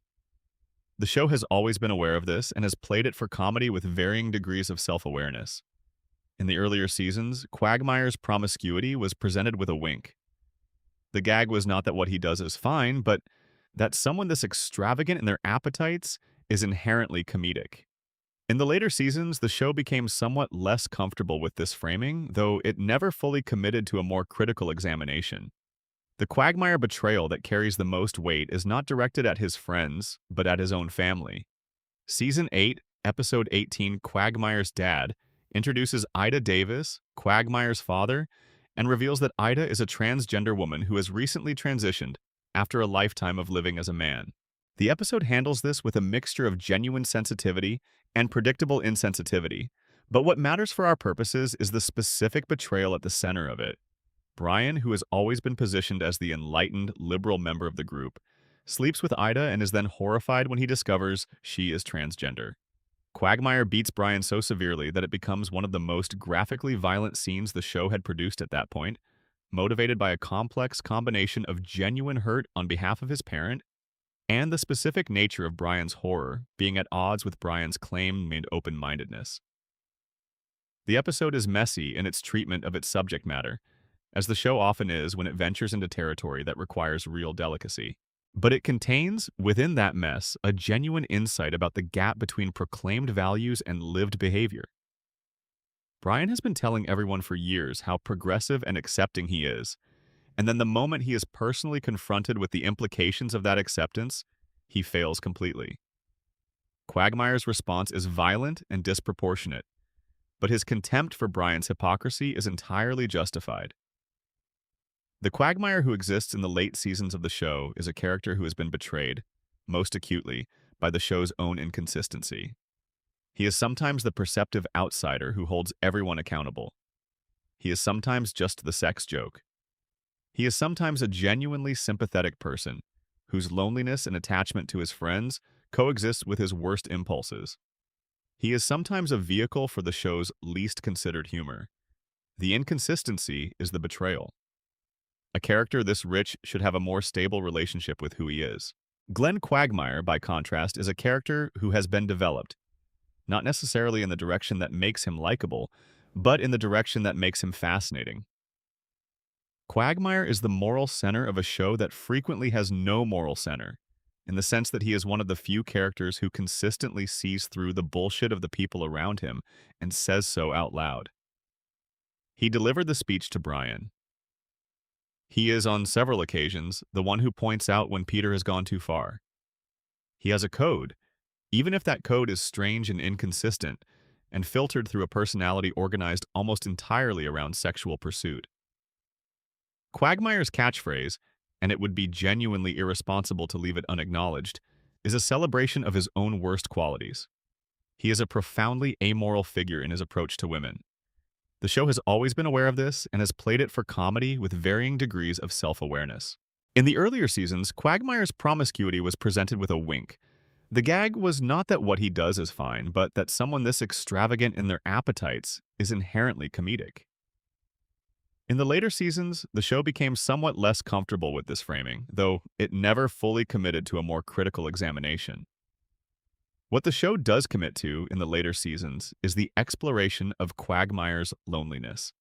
It is easy to miss because it is delivered in comedic packaging, but scattered through the show's middle and later seasons are moments where Quagmire is revealed to be genuinely isolated by his own appetites. He does not have a relationship, he does not have a family. He has encounters, and the encounters are plentiful, but after them he goes home alone. In Season 8, Episode 11, Dial Meg for Murder, there is a small moment, not the episode's focus, but present, where Quagmire's solitude is visible in a way the comedy does not fully cover. He is the man who has organized his entire life around one kind of pleasure and has discovered, somewhere past the midpoint of that life, that one kind of pleasure is not enough to constitute a life. Season 11, Episode 14, The Giggity Wife, is the episode that most directly examines this dimension of Quagmire's character. He accidentally marries a woman he meant only to sleep with, and spends the episode dealing with the consequences of a commitment he did not intend to make to a person he cannot leave. The episode is primarily comedic, but the undercurrent is the same undercurrent that runs through all the best Quagmire episodes. Here is a man whose strategies for avoiding genuine connection have finally stopped working, and he does not know what to do in the space where connection is supposed to be. The betrayal in this episode is mutual and diffuse. He betrayed himself by avoiding the thing he needs, and the show's comedy has been betraying him by never asking him to reckon with that avoidance. Season 15, Episode 10, Quagmire's Quagmire, is the episode in which Quagmire meets a woman named Sonia, who is, in terms of her appetites and her amorality, essentially a female version of himself. The episode is interesting because Quagmire, the man who has been the show's designated symbol of unrestrained appetite, is genuinely disturbed by encountering his own qualities in another person. He does not find her exciting. He finds her terrifying. The mirror that she holds up is too accurate and too unflattering to be comfortable with, and his discomfort is the episode's central insight. Quagmire knows, on some level, that the thing he is not a thing to be proud of. He has known this for years. He just has not been required to look at it directly until a woman who is exactly like him stands across from him and makes the knowledge impossible to avoid. The Quagmire betrayal that carries the most weight is not directed at his friends, but at his own family. Season 8, Episode 18, Quagmire's Dad, introduces Ida Davis, Quagmire's father, and reveals that Ida is a transgender woman who has recently transitioned after a lifetime of living as a man. The episode handles this with a mixture of genuine sensitivity and predictable insensitivity, but what matters for our purposes is the specific betrayal at the center of it. Brian, who has always been positioned as the enlightened, liberal member of the group, sleeps with Ida and is then horrified when he discovers she is transgender. Quagmire beats Brian so severely that it becomes one of the most graphically violent scenes the show had produced at that point, motivated by a complex combination of genuine hurt on behalf of his parent and the specific nature of Brian's horror being at odds with Brian's claimed open-mindedness. The episode is messy in its treatment of its subject matter, as the show often is when it ventures into territory that requires real delicacy. But it contains, within that mess, a genuine insight about the gap between proclaimed values and lived behavior. Brian has been telling everyone for years how progressive and accepting he is, and then the moment he is personally confronted with the implications of that acceptance, he fails completely.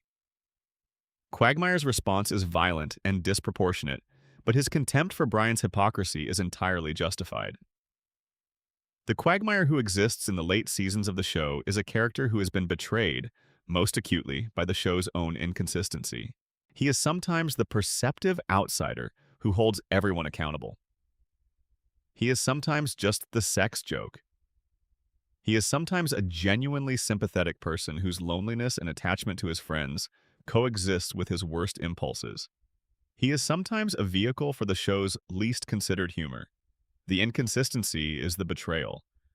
A character this rich should have a more stable relationship with who he is. In Season 5, Episode 7, The Cleveland Loretta Quagmire, we get one of the most explicitly designated betrayal episodes of the entire show. Quagmire sleeps with Loretta, Cleveland's wife, and the relationship among the four friends is strained nearly to breaking point. What is interesting about this episode is the way the show handles the moral dimensions of what Quagmire has done. It does not entirely excuse him, but it also does not entirely condemn him. Loretta is depicted as complicit in the affair. Cleveland is depicted as having contributed to the deterioration of the marriage. The episode distributes the fault in ways that feel more honest than the binary betrayal narrative would allow. But the damage to the Quagmire-Cleveland friendship is real, even if it is ultimately healed, and the episode marks the first time the show explicitly examines what it means for the people at the Drunken Clam to actually hurt each other rather than simply to be annoying to each other. The four friends have a dynamic that depends on certain rules being unspoken but understood. Quagmire violated one of those rules. The violation is forgiven because the show has no mechanism for sustaining the consequences of genuine interpersonal rupture. But the fact that it happened, the fact that Quagmire looked at his friend's wife and made a choice, is noted and remembered. What the side characters of Family Guy demonstrate, collectively, is that the show's ethical universe is consistent in one way above all others. Consequences are temporary, and the people who avoid them are the ones who matter most to the story. Chris avoids consequences for his complicity in Meg's treatment. Quagmire avoids consequences for the most serious violation of friendship trust the show depicts. The people on the margins of the narrative are allowed to do terrible things because the show has decided that their terrible things are not the point. The point is whatever Peter and Brian and Stewie are doing. And that decision, the decision about who gets to be the point, is itself a form of betrayal, directed at the characters who deserved more attention than they ever received. Season 19, Episode 15, Boys and Squirrels, is an episode that features Brian committing what is perhaps his most purely gratuitous act of harm in the entire show's run. Chris and Stewie have been trying to save a family of squirrels, one of which is endangered, and they have formed a real bond with the animals. Brian, in a moment of aggression, kills one of the baby squirrels, not for any reason that the narrative eventually justifies, not as a mistake, simply because he was irritated and the squirrel was available to be hurt. The show does not hold him accountable. This is consistent with everything we have established about how the show handles Brian's worst behavior. It notes it, gives it a comedic frame, and moves on. But the episode has a specific resonance in the context of Chris Griffin's storyline, because the squirrels were a project that Chris genuinely cared about. He had put real feeling into the effort. He was, in the context of this little side story, a person who wanted something wholesome and was trying to make it happen. And Brian, in his thoughtless moment of aggression, destroyed it. The betrayal is tiny in the scheme of the show's much larger and more consequential acts of treachery. But it is emblematic. The people in the margins, even Chris, even in their small moments of genuine investment, are not safe from the careless violence of the people at the center. Section 8. The Drunken Clam Circle. Friends who betrayed each other. The bar is called the Drunken Clam. It is on Spooner Street, not far from the Griffin House, and it has been the gathering place for Peter and his friends, Joe Swanson, Cleveland Brown, and Glenn Quagmire, since the first season of the show.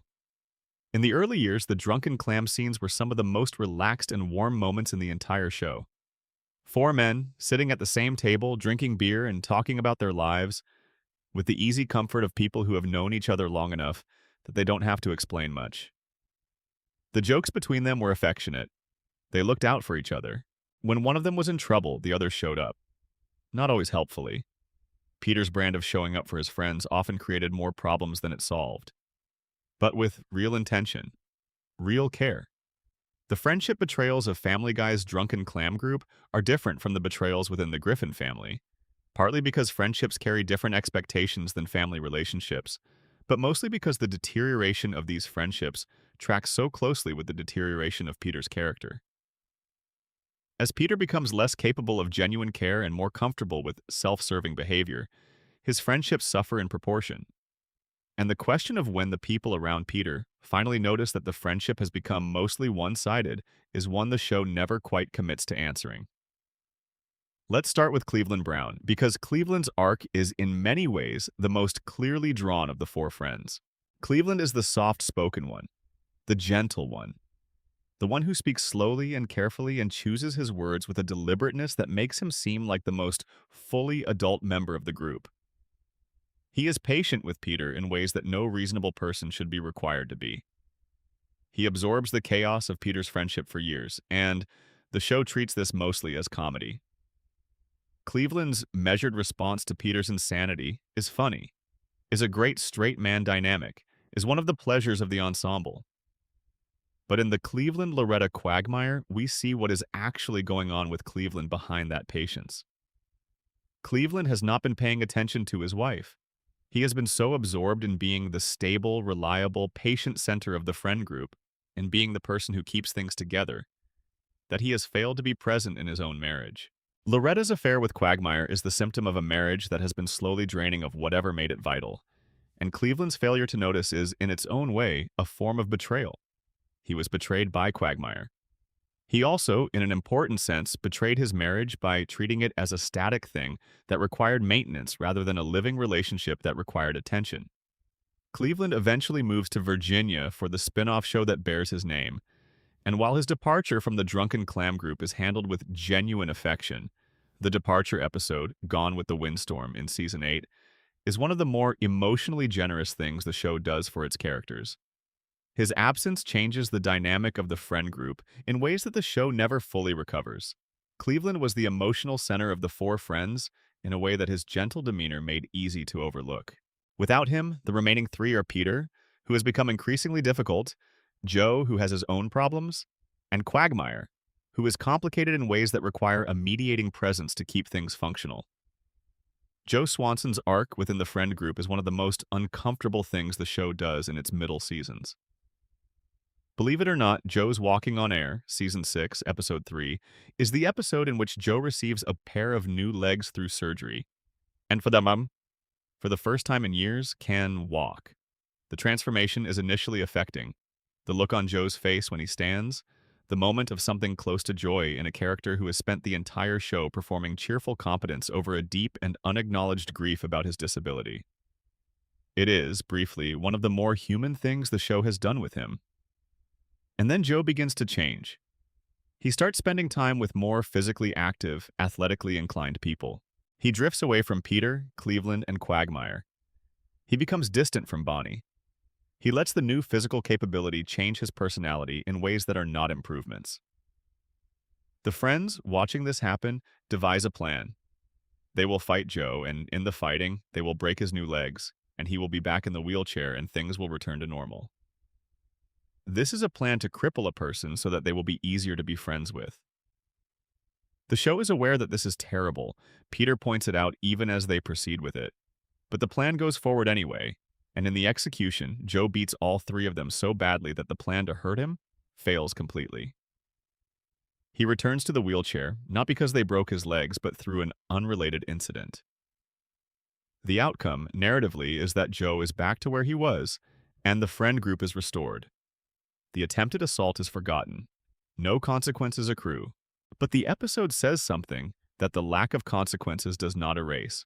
That these men, when one of their number begins to grow in a direction that makes him harder to contain, will attempt to physically prevent that growth.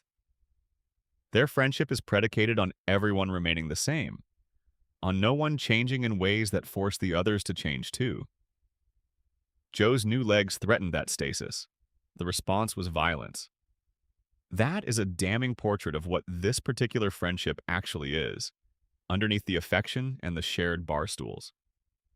Season 10, Episode 22, Internal Affairs, addresses the deterioration of Joe and Bonnie's marriage with a directness the show rarely brings to its secondary character relationships.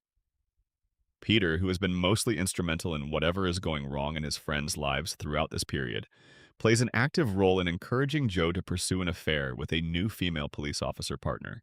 His reasoning, characteristically incoherent, is something like, Bonnie cheated on Joe once, Joe should now get to cheat on Bonnie. This is how equity works.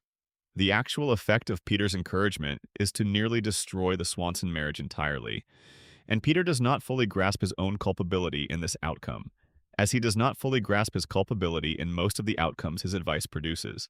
Joe, in the show's early seasons, was one of the characters who commanded the most unambiguous admiration. He had been introduced in Season 1 as the cool new neighbor, the police officer in the wheelchair who was better at being a man than Peter was, in almost every measurable way, who Peter was jealous of, who the whole neighborhood looked up to. His dignity and his capability were the baseline of his characterization. What happens to Joe over the course of the show is the slow erosion of that dignity, as the show discovers that making fun of Joe's disability, which early seasons treated with surprising care, generates audience response and begins to lean on it harder and harder until the character who was once respected becomes the character who is pitied, then mocked. The betrayal of Joe Swanson is not one episode or one event. It is the gradual decision by the show to treat his disability as the most important thing about him. Not a thing he lives with while being a full person, but the defining characteristic from which everything else about his character derives. When that happens to a character, when you reduce them to their most visible limitation, you have betrayed them in the most fundamental way a show can betray a character. You have decided they are not worth the effort of complexity. Cleveland Brown, in his years with the show, escaped this trap. Joe Swanson did not. Peter's role in the betrayal of his friend group is worth dwelling on in this section, because the specifically friend betrayal dimension of his behavior is distinct from his family failures and deserves its own account.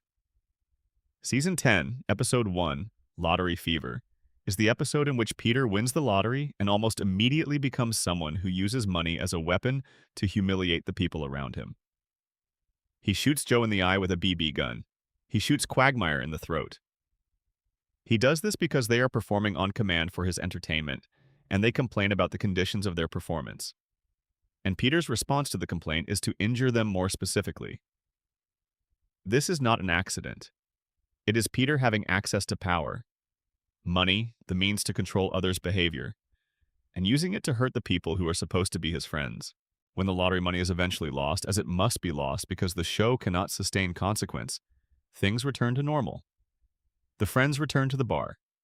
The damage is not discussed, but the episode has shown us with unusual clarity what Peter becomes when the social contract that normally constrains him, the mutual dependency of friendship, the requirement that he treat others with some basic level of respect if he wants them around, is temporarily removed. He becomes someone who shoots his friends with pellet guns and laughs about it. The drunken clam is still there in the show's most recent seasons. The four friends, or three friends since Cleveland went to Virginia, still meet there. The scenes between them are still recognizable versions of what they were in the early seasons. But the warmth has drained out of them, the way warmth drains out of most things in this show as it goes on.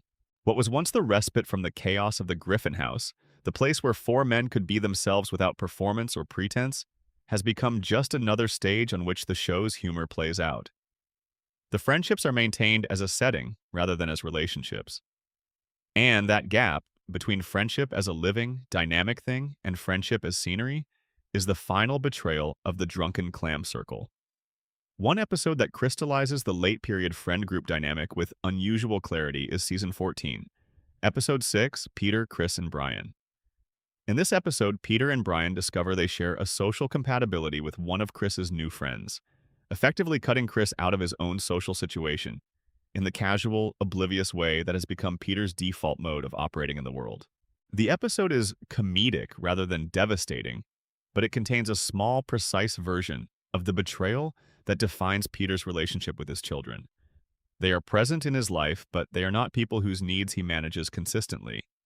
When a better option presents itself, even a better option in his own son's social circle, Peter takes it without registering the displacement. Season 12, Episode 4, Stewie, Chris, and Brian's excellent adventure, puts Chris in the context of an adventure with his more articulate brother and Brian, and the dynamic is instructive. Chris holds his own. He is not brilliant, but he is kind and well-intentioned, and contributes something real to the group even when his contributions are not the flashiest. He is, in the context of a show that has often written him as mere wallpaper, briefly a genuine person. And then the episode ends and he returns to being wallpaper. Because the show does not know what to do with a character like Chris in the long term. A character whose defining qualities are kindness and cluelessness, which are neither dramatic enough to sustain story, nor compelling enough to sustain interest without work. Season 16's Nanny Goats brings the friend group into focus around Joe Swanson's continuing struggle to maintain his dignity within a group that has become increasingly comfortable at his expense. Patrick Warburton's performance in these late-season Joe episodes carries something that the writing doesn't always articulate: the patient stoicism of a man who has decided that his friendships, imperfect as they are better than nothing. Joe stays at the table because the table is where his friends are, and his friends, despite everything, are still his friends. That is the show's most honest portrait of adult male friendship. Not a story about perfect loyalty, but about the choice to stay present in something imperfect because the alternative is worse. The drunken clam scenes, at their best, are about that choice. They are about four men who would drive each other crazy if they were required to spend more time together than a bar visit allows, who nonetheless choose each other week after week because they are what they have. That is not a small thing. It is, in fact, the quiet center of an enormous amount of human experience. And when the show remembers to honor it, when it slows down enough to let these four characters just be together without requiring the relationship to be anything other than what it is, you get something that is genuinely warm and recognizable and worth watching. Those moments are rarer in the later seasons than in the early ones, but they are there. And they are there because the show, even at its most commercially depleted and creatively fatigued, cannot entirely forget what it built. The friendships were real once. The warmth was real once. Even a show that has spent 20 years losing its way still carries the echo of where it came from. Section 9. The lies, schemes, and double crosses of seasons 8 through 12. The middle period of Family Guy, roughly seasons 8 through 12, which aired from 2009 to 2014, is the era in which the show's relationship with betrayal becomes fully explicit. In the earlier seasons, betrayals were mostly accidental, mostly products of character flaws operating in real time without much apparent strategy. Someone was selfish or negligent or thoughtless, and the result was hurt, but the hurt was not premeditated. The middle seasons introduce something different: betrayals that are chosen, planned, executed with awareness of their own nature. And in that shift, the show reveals that its characters have crossed a line from which it becomes harder to bring them back.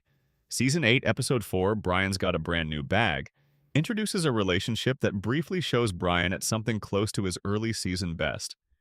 He meets Rita, a woman in her 50s, and falls for her genuinely, not as a performance of sophistication or as a means to some other end, but with what appears to be real feeling. He defends her to the Griffins when they are cruel about her age. He spends time with her that doesn't seem organized around his own needs. For a few episodes, there is a Brian who is almost recognizable as the character from seasons 1 through 3. And then it falls apart, and Brian abandons the relationship. And the reason he gives himself is as thin and self-serving as every other reason he has ever given himself for anything. The show does not hold him accountable. The episode is merely one more in a long series of demonstrations that the Brian of the revival era cannot sustain genuine feeling, because genuine feeling would require him to be vulnerable in ways that his pride cannot accommodate. He would rather be alone and write about the world than in a relationship and required to actually be the person he claims to be. Season 8, Episode 7, Jerome is the New Black. We have already discussed at length. But it belongs in this section too because it is the episode that makes explicit what the middle seasons have been building toward. The show's explicit acknowledgement that Brian has become the worst version of himself, delivered through the mouth of a character who has his own considerable failings. The speech is the middle season's reckoning. It goes unheeded. And the going unheeded is the betrayal. Not just Brian's betrayal of the people around him, but the show's betrayal of the moment it created. When you write a speech that accurate and then choose not to do anything with it, you are deciding that the truth doesn't matter. Only the entertainment of having said it does. Season 8, Episode 17 of Brian and Stewie interrupts the pattern of the middle seasons with something genuinely different. And it is worth honoring that interruption. 2 characters in a vault. No other plot, just conversation. And the conversation reveals things about both of them that earlier seasons had only hinted at. Brian's suicidal ideation, Stewie's unconditional love for his friend, the specific quality of a relationship that has survived everything the show has thrown at it, precisely because it is the one relationship in the show's universe where both parties seem to genuinely choose each other. It is the middle season's best moment, and it is the middle season's betrayal of themselves, because it proves that the show can do this, can go this deep, can write this honestly. And then it chooses, in the very next episode and the episode after that, and the 100 episodes that follow, not to. Season 9, Episode 1, And Then There Were Fewer, is the show doing something structurally different. A murder mystery episode, darker and more plotted than the standard Family Guy episode, set at a dinner party at a mansion on a stormy night. James Woods, a recurring antagonist of Peter's, has apparently invited the Griffin family and their neighbors to a formal dinner. People start dying. The mystery unfolds. The revelation of the killer is a genuine surprise, and the episode maintains its suspense with more craft than the show usually brings to sustained storytelling. It is also an episode organized almost entirely around betrayal. The specific betrayal of trust that a murder committed by someone you know represents, the discovery that your host has been murdered by someone in the room, the process of eliminating possibilities until only the guilty party remains. It is, by the standards of the middle seasons, an excellent episode. It is also a reminder of what the show can do when it commits to a form rather than defaulting to the random sketch format that dominates most of its runtime. Season 9, Episode 5, Brian Writes a Bestseller, is the episode that proves what everyone suspected, that Brian's problems are not situational, but constitutive. When the circumstances of his life improve, when he gets the success he has been chasing, he does not become a better person. He becomes a worse one. The arrogance that success unleashes is not new. It is the same insecurity that has always been there, liberated from the constraint of failure and therefore free to do damage without any of the moderating influence of humility. Stewie, who encouraged him, is treated with contempt. The fans who love the book are treated with contempt. Everyone is treated with contempt because Brian has decided that contempt is what success feels like, and the sensation is addictive. Season 9, Episode 14, And I'm Joyce Kinney, we have already discussed, but its placement in the middle seasons is worth noting. It is one of the show's better betrayal episodes, because the betrayal is perpetrated by someone outside the main cast. Joyce Kinney, who presents herself as Lois's friend, and then weaponizes her position to destroy Lois publicly. The specificity of this betrayal, the length of time Joyce had been holding the information, the deliberateness of the reveal, the particular way she chose the most public and humiliating possible venue, is unusually sophisticated for the show's treatment of treachery, and it gives the episode a harder edge than most. Season 10, Episode 2, Seahorse Seashell Party, we have covered in detail, but its position in the middle seasons marks it as the apex of one particular kind of Family Guy betrayal. The structural betrayal, in which the show's own narrative logic endorses a moral framework it should be incapable of endorsing. The hurricane episode is where the middle seasons show their ugliest face, not through explicit cruelty, but through the comfortable acceptance of cruelty as necessary, as functional, as the price that certain people pay for everyone else to be okay. Season 10, Episode 12, Stewie Goes for a Drive, involves Stewie left briefly alone in the car by Brian, taking the vehicle out for a joyride. The episode is mostly played for comedy, but it contains a moment at the end in which Brian lies to Lois about what happened, claiming that he was present and responsible when he was not, to protect himself from consequences. It is a small lie, a covering-up lie, rather than a damage-causing lie. But small lies told to protect yourself at someone else's expense have a way of compounding, and Brian's willingness to use Stewie as cover, to allow Lois to believe that Stewie's adventure was supervised when it wasn't, is another small data point in the accumulating evidence that Brian's self-protective instincts override his honesty with some reliability.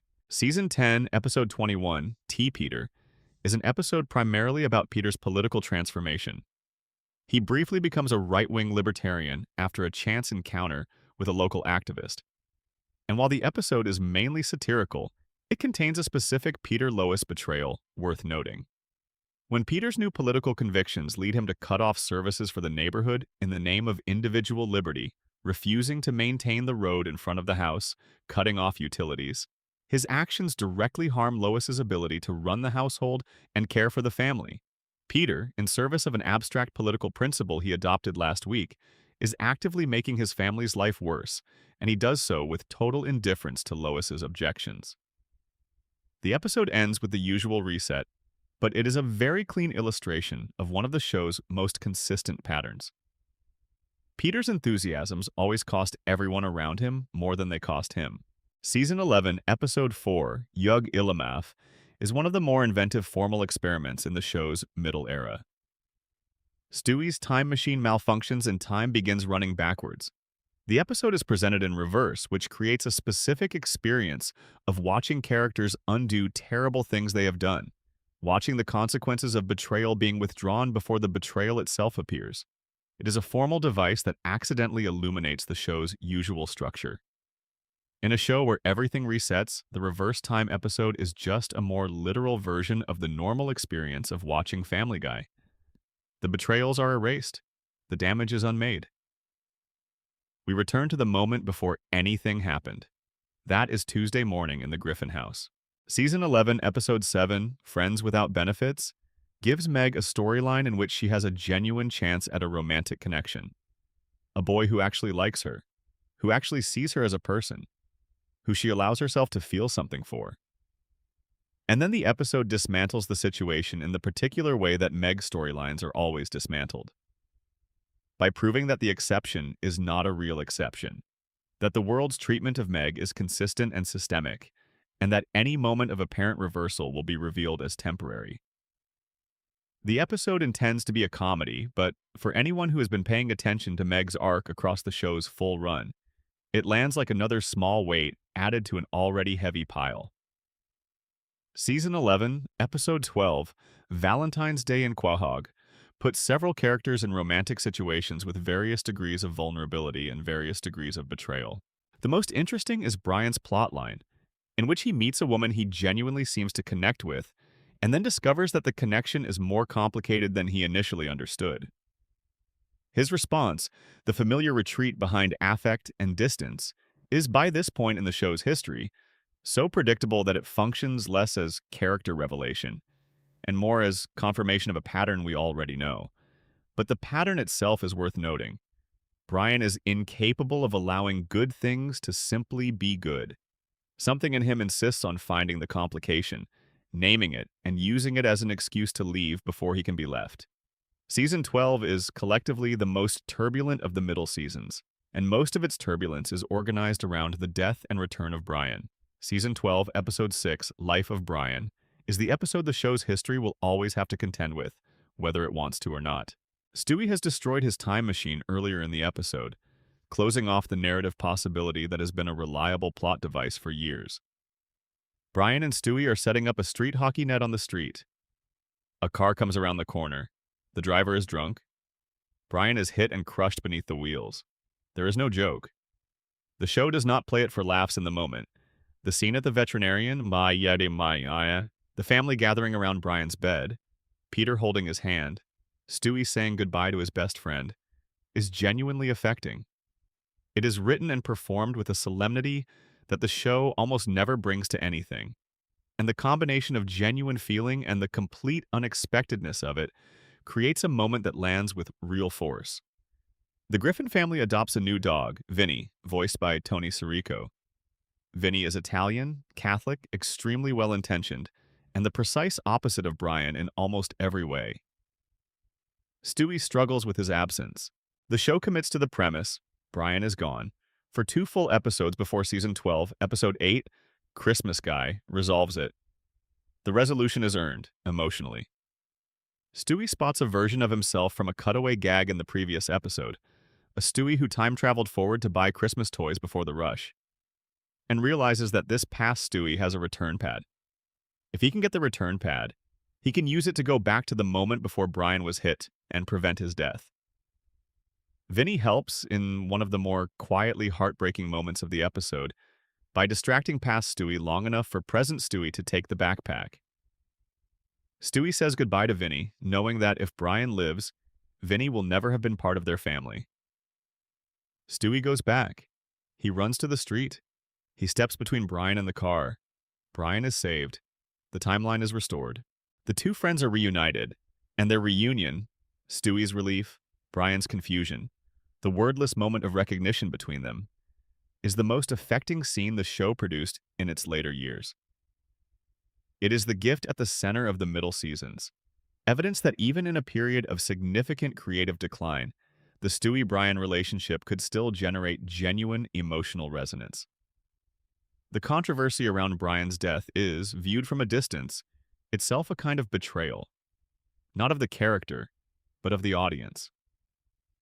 The show killed Brian Griffin, inspired millions of people to feel something they hadn't expected to feel for a cartoon dog, and then reversed the death within a month.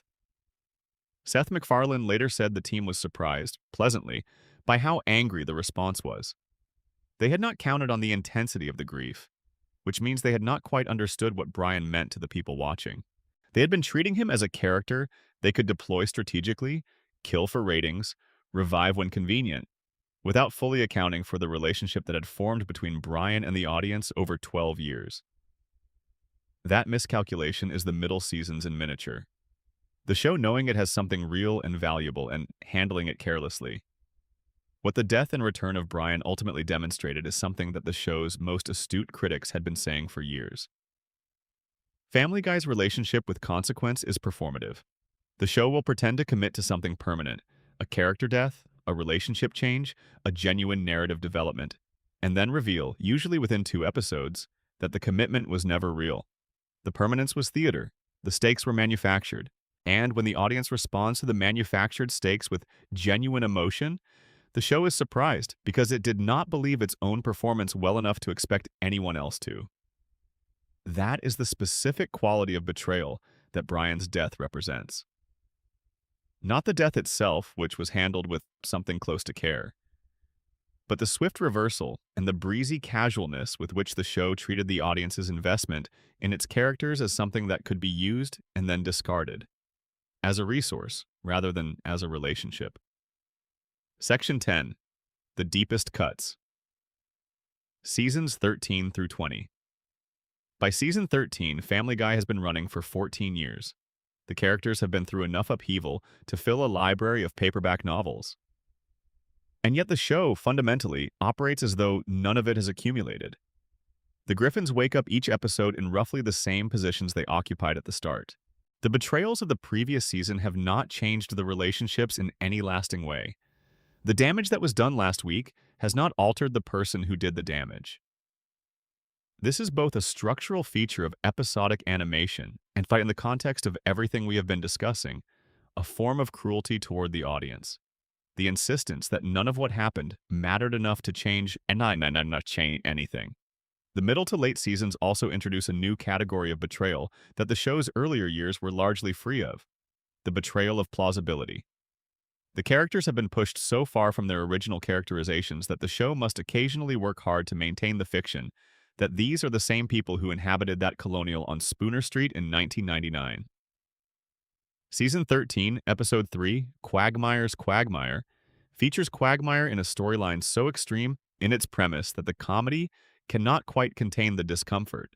The episode is trying to do a riff on the dynamics of abusive relationships using Quagmire as an unusual vehicle for that examination, the serial predator becoming the victim of someone operating on the same wavelength. It is conceptually interesting and tonally disastrous, which is itself a very Family Guy outcome. Season 13, Episode 1, The Simpsons Guy, is the landmark crossover event that sent the Griffin family to Springfield, and it is, in the context of this show's treatment of its characters, one of the more interesting episodes of this period because it views the Griffins through the lens of comparison. The Simpson family is, for all its own considerable dysfunction, a family that still operates with something close to genuine warmth. Homer is stupid and self-serving, but his love for Marge is still legible. Bart is chaotic, but his relationship with Lisa has genuine care at its core. Watching Peter stand next to Homer and watching Meg stand next to Lisa throws the contrast into relief. What the Simpsons have that the Griffins have lost is the thing we have been cataloging all along: the basic sense that these people want good things for each other. Meg's storyline in the crossover is one of the more generous things the show does for her in this period. Lisa's encouragement gives Meg a moment of genuine capability. She can play the saxophone. She is talented. She is more than the show has been allowing her to be. And then, inevitably, the episode's ending complicates the friendship, because Meg surpasses Lisa's skill level and Lisa's jealousy surfaces briefly. But even in that complication, Meg is treated with more dignity than most episodes of the show have managed in years. The crossover, by forcing comparison with a show that still has its warmth, inadvertently illuminates exactly what has been lost. The Peter-Homer fight, which dominates the latter third of the two-episode crossover, is a fight about whether Duff Beer or Pawtucket Patriot Ale is the better beer, which escalates into a courtroom battle over whether Pawtucket Patriot is plagiarizing Duff. The episode ultimately rules in Homer's favor, which is a genuinely interesting creative choice by a show that has always claimed a rivalry with The Simpsons. The willingness to give the victory to the competitor suggests either genuine good humor or a specific awareness of how the comparison reflects on each show. Family Guy, by this point in its run, probably knows it is no longer winning the comparison. Season 14, Episode 7, Peter's Sister, the episode that attempts to explain and heal the Peter-Meg dynamic, belongs here rather than in the earlier Meg section because its placement in the timeline, coming after a decade of abuse, makes it different from a reconciliation episode that happens early in a relationship's deterioration. This is a reconciliation after the full weight of the damage has been laid down. The fact that it is genuine, that it works in the episode, that both characters come away from it, having learned something real, makes the subsequent erasure of it more painful rather than less. Season 15, Episode 8, Carter and Tricia, is an episode that centers on Carter Pewterschmidt in a way the show rarely allows. Carter, Lois's father, is introduced to a woman who matches him in terms of wealth, power, and casual cruelty, and the episode explores what it means for someone like Carter to encounter his equal. The show uses this to glance at something it has been avoiding for most of its run: the specific damage that Carter did to Lois through years of conditional, demanding, high expectations parenting. Lois's issues, her instability, her addictive tendencies, her complicated relationship with respectability, are not random character failures. They are the logical results of growing up with a father who valued success above kindness and appearance above genuine wellness. The Carter episode does not say this directly, but the subtext is available to anyone who has been watching. Season 16, Episode 1, Emmy-winning episode, is a meta-episode in which the show attempts to produce an Emmy-worthy piece of television within the episode itself. And the joke is that the show cannot actually do it. Everything it tries comes out as another Family Guy episode, complete with all the familiar failings. It is the show's most explicit acknowledgement of its own creative limitations, wrapped in a humor frame that allows the acknowledgement to exist without requiring genuine change. The episode is funny. It is also, for anyone who cares about what the show once was, a little heartbreaking. Season 17, Episode 3, Pal Stewie, gives us another iteration of the Stewie-Brian dynamic in a specific register. Stewie, feeling neglected by Brian, attempts to find alternative friendship and discovers that the alternatives are all inadequate. The episode is gentle and mostly affectionate, and it provides another piece of evidence for the recurring theme that Stewie's emotional life is organized more completely around Brian than anything else in his world. His other relationships, with his family, with the outside world, are casual, where his relationship with Brian is total. He needs Brian in a way that goes beyond affection and into something closer to identity. Brian is, for Stewie, the mirror in which he recognizes himself as a person capable of genuine connection. Without that mirror, Stewie does not know what he is. Season 18, Episode 12, Cutawayland, is the episode that attempted to be the show's ultimate celebration and examination of its signature format, and ended up being one of the more depressing entries in the later catalog.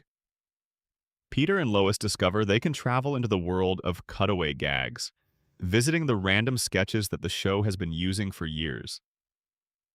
The episode uses recycled cutaways from earlier seasons, which is either clever self-referentiality or a failure of imagination depending on your generosity, and concludes with Peter waking up from a dream, which is one of the most tiresomely overused endings in the history of storytelling.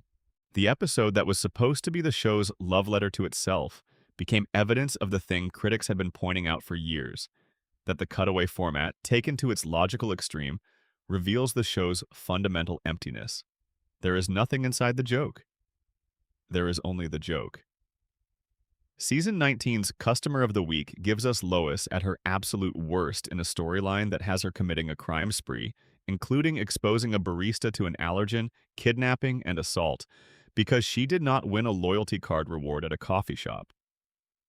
The escalation is so extreme and so disconnected from any recognizable version of the character that it functions almost as a parody of what the show has been doing to Lois for years. Except it is not presented as parody. It is presented as a storyline. And the gap between the Lois of Season 1 and the Lois who commits violent crimes over a coffee stamp card is so vast that it might as well be the story of a different person wearing a familiar face. Season 20 marks the beginning of the show's second decade of post-revival existence, and by this point the characters have been through enough cycles of betrayal and forgiveness, deterioration and occasional recovery, that the emotional texture of the show has changed fundamentally. It is no longer possible to be surprised by what any of these people do to each other, because the range of what they are capable of has been established so thoroughly across so many seasons that nothing registers as shocking anymore. The show achieves novelty now, not through genuine surprise, but through escalation, making the thing that was previously extreme more extreme, turning up the volume on behaviors that have already been cataloged. There is something worth noting about the consistency of betrayal in this show across all its seasons, something that the late season catalog makes clear in a way that the early seasons obscured. The betrayals never stop because the characters never grow. They cannot grow because growth would require the show to maintain continuity across episodes in a way that its format does not accommodate. And so the Griffin family is perpetually in the position of people who have learned nothing from the last 20 years of their lives. Peter makes the same mistakes. Brian commits the same betrayals. Stewie cycles through the same emotional territory. Lois loses herself in the same ways. And Meg absorbs the same treatment with the same weary resignation.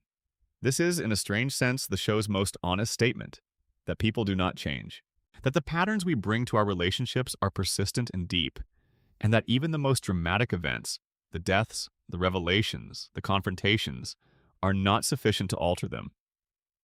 The reset button is not just a narrative device, it is the show's philosophy. Human beings, it says, are fundamentally unable to be altered by their experiences.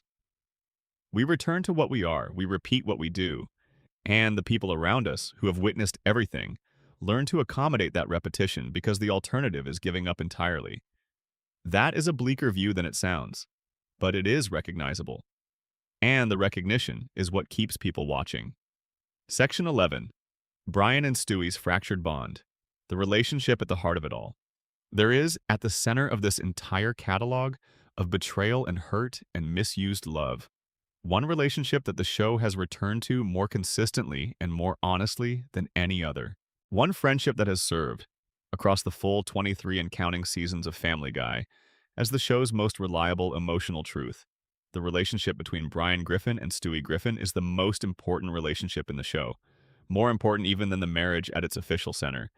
And the betrayals within it are the ones that cut deepest precisely because this is the relationship where the show has consistently put its most genuine feeling. They are unlikely friends by any measure. A dog who has chosen to present himself as an intellectual, who drinks martinis and reads Proust, and carries the social anxiety of someone who is not quite sure he belongs in the human world he inhabits. And a baby who is a secret genius, who has been designing weapons since before he could walk, who speaks with the refinement of an Edwardian villain and has the emotional life of someone far more complex than his age or circumstances would suggest. They are not supposed to understand each other. They are not supposed to have much in common. And yet from very early in the show's history, before the writers had fully articulated what they were doing, these two characters were drawn toward each other in ways that the show eventually acknowledged and committed to. The Brian-Stewie friendship is the show's most honest relationship, because it is the relationship where both characters are allowed to be fully themselves. Stewie does not perform vulnerability in front of Lois. He does not attempt warmth with Peter. He is not capable of the kind of emotional openness that his relationship with Brian allows, with anyone other than Brian. And Brian, who is performing for everyone else, performing intelligence for Lois and the world, performing loyalty for Peter, performing superiority for Quagmire, stops performing when he is with Stewie. Their conversations are the ones in which something real gets said. Their shared adventures are the ones the show invests with the most genuine feeling. The road to episodes. Starting with Road to Rhode Island in Season 2, the first full Brian and Stewie road trip, are the most consistently excellent entries in the show's catalog precisely because they put these two characters together in a context where they have to rely on each other. The adventures are absurd. They travel through different dimensions, visit different periods of history, encounter talking animals and magical creatures and the personification of time itself. But the texture of the adventures is always grounded in the specific quality of their friendship. The way Brian's dryness plays against Stewie's intensity, the way they can be genuinely cruel to each other, and then genuinely kind within the same conversation. The way their mutual understanding is so deep that they can communicate as much in what they don't say as in what they do. Road to Rhode Island itself is worth pausing on because the betrayal at its center is one of the earliest and most affecting in the show's history. Stewie is stranded at his maternal grandparents' house, the Pewterschmidt's luxurious property, which is exactly as oppressive and aesthetically magnificent as you would expect, and Brian comes to collect him. The road trip that follows involves the two of them navigating across the country by increasingly implausible means, and in the course of it, Brian discovers where his mother lives. The mother who gave him away when he was a puppy. The mother he has been separated from since before he could understand what separation meant. And he goes to see her and discovers that she has been stuffed. She is dead, has been dead, is now a decorative object in the kitchen of a suburban home. Brian holds what remains of his mother and cries. The scene is shot with the visual language of grief rather than the visual language of comedy. The music is different. The pacing is different. And Stewie, who has been the episode's primary comedian, recognizes what is happening and steps back into pure witness. He does not make a joke. He does not make the moment about himself. He just allows Brian his grief in the quiet way that the best friends do. This is the foundational text of the Brian-Stewie relationship. That Stewie, for all his evil and his genius and his selfishness, knows when not to be those things. He knows when someone he cares about needs to be held in their pain rather than managed. That capacity is what makes him, improbably, the best friend that Brian has. Road to Europe in Season 3 brings Brian and Stewie to Europe in pursuit of Stewie's obsession with a children's television program. And the episode is lighter in register than its predecessor, but it contains a moment of specific character truth. Stewie's obsession, his investment in something that, from the outside, is entirely disproportionate to its apparent value, is met by Brian not with mockery or dismissal, but with a kind of patient respect. He will follow Stewie across the Atlantic for something that makes no sense to him, because Stewie cares about it, and that is sufficient reason. This is friendship as pure acceptance of the other person's terms, and it is the thing that distinguishes the Brian-Stewie relationship from every other relationship in the show. Road to the Multiverse, Season 8, Episode 1, is the pinnacle of the road to episodes and one of the finest episodes of television the show has ever produced. Brian and Stewie travel through parallel universes, a universe ruled by dogs, where Brian is the privileged one and Stewie is an oppressed member of a lesser species. A universe of extreme biblical literalism, a universe of Flintstone-era prehistory, a universe rendered in the visual style of vintage Disney animation, which is so precise and so loving in its execution that it stands as evidence of genuine craft. A universe in which Germany won the Second World War. Each universe is a different riff on the same fundamental question.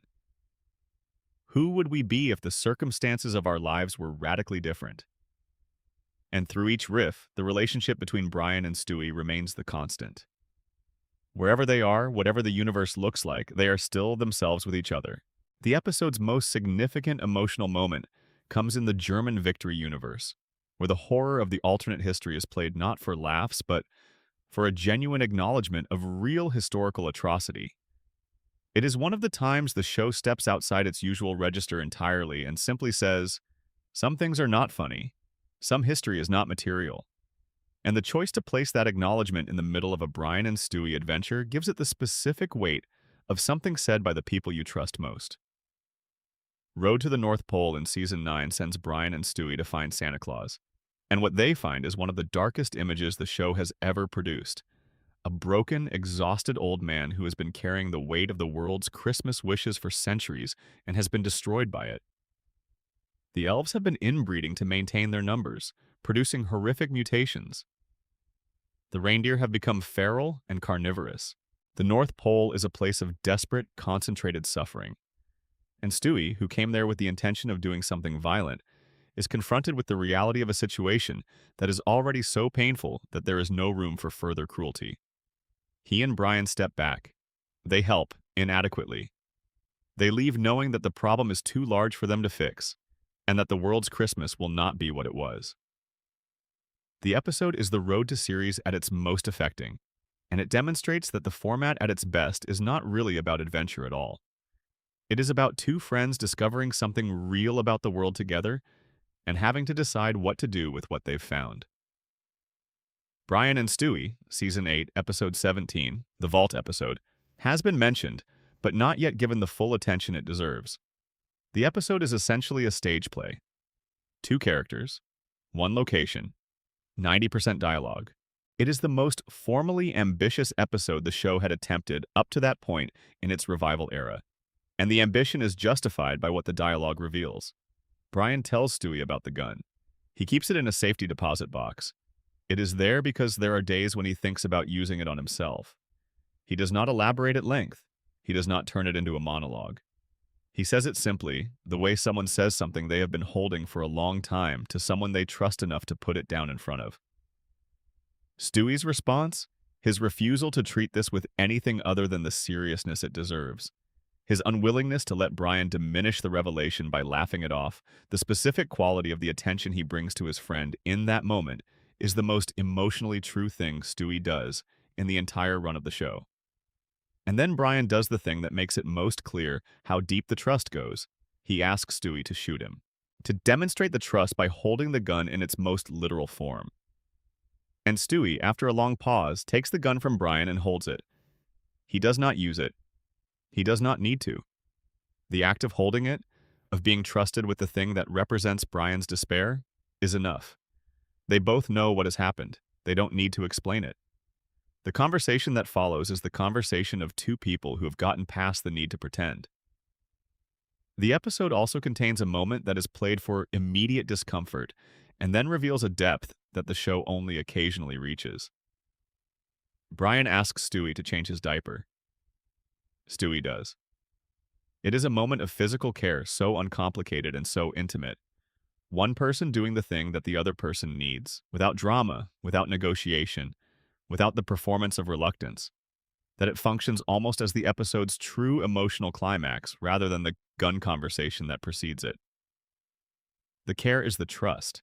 The willingness to be cared for is the vulnerability.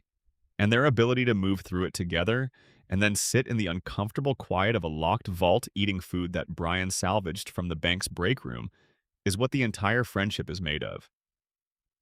The betrayals within the Brian-Stewie relationship are all, in some sense, betrayals of this specific quality of intimacy. Dog bites bear is the most explicit. Brian destroying Rupert is Brian saying, "I am jealous of the love you give to something that is not me." The jealousy is the vulnerability. The destruction is the way Brian expresses vulnerability when he is not capable of simply saying it. In a more articulate moment, Brian might have said, "I need you to love me the way you love Rupert, to be consistent and uncomplicated and always there." Instead, he destroyed the bear. The specific revelation that the destruction was intentional changes the moral weight of the episode because it transforms Brian from someone who hurt his friend in a thoughtless, impaired moment into someone who chose to hurt his friend because the alternative was admitting what he needed. That is a harder thing to forgive. It is also more honest. Most of the betrayals in this show, traced back to their roots, are the same thing. Someone choosing to cause pain because causing pain is easier than being honest about being in pain. The arc of the Brian-Stewie friendship across the show's full run is, taken as a whole, the story of two deeply flawed people learning, very slowly and with tremendous resistance, and at least one catastrophically bad detour into the territory of genuine cruelty, how to actually be what they are to each other. Friends. Real friends. The kind who know your worst qualities and stay anyway. The kind who can be trusted with the gun and the bear and the years of accumulated disappointment and still choose to be in the room. Season 12's Life of Brian and Christmas Guy are the hinge of this story. Brian dies. The absence is real. Stewie's grief is genuine. And then Stewie crosses time itself, dismantles the established logic of the show's universe, uses a device he found by accident, risks everything, to bring Brian back.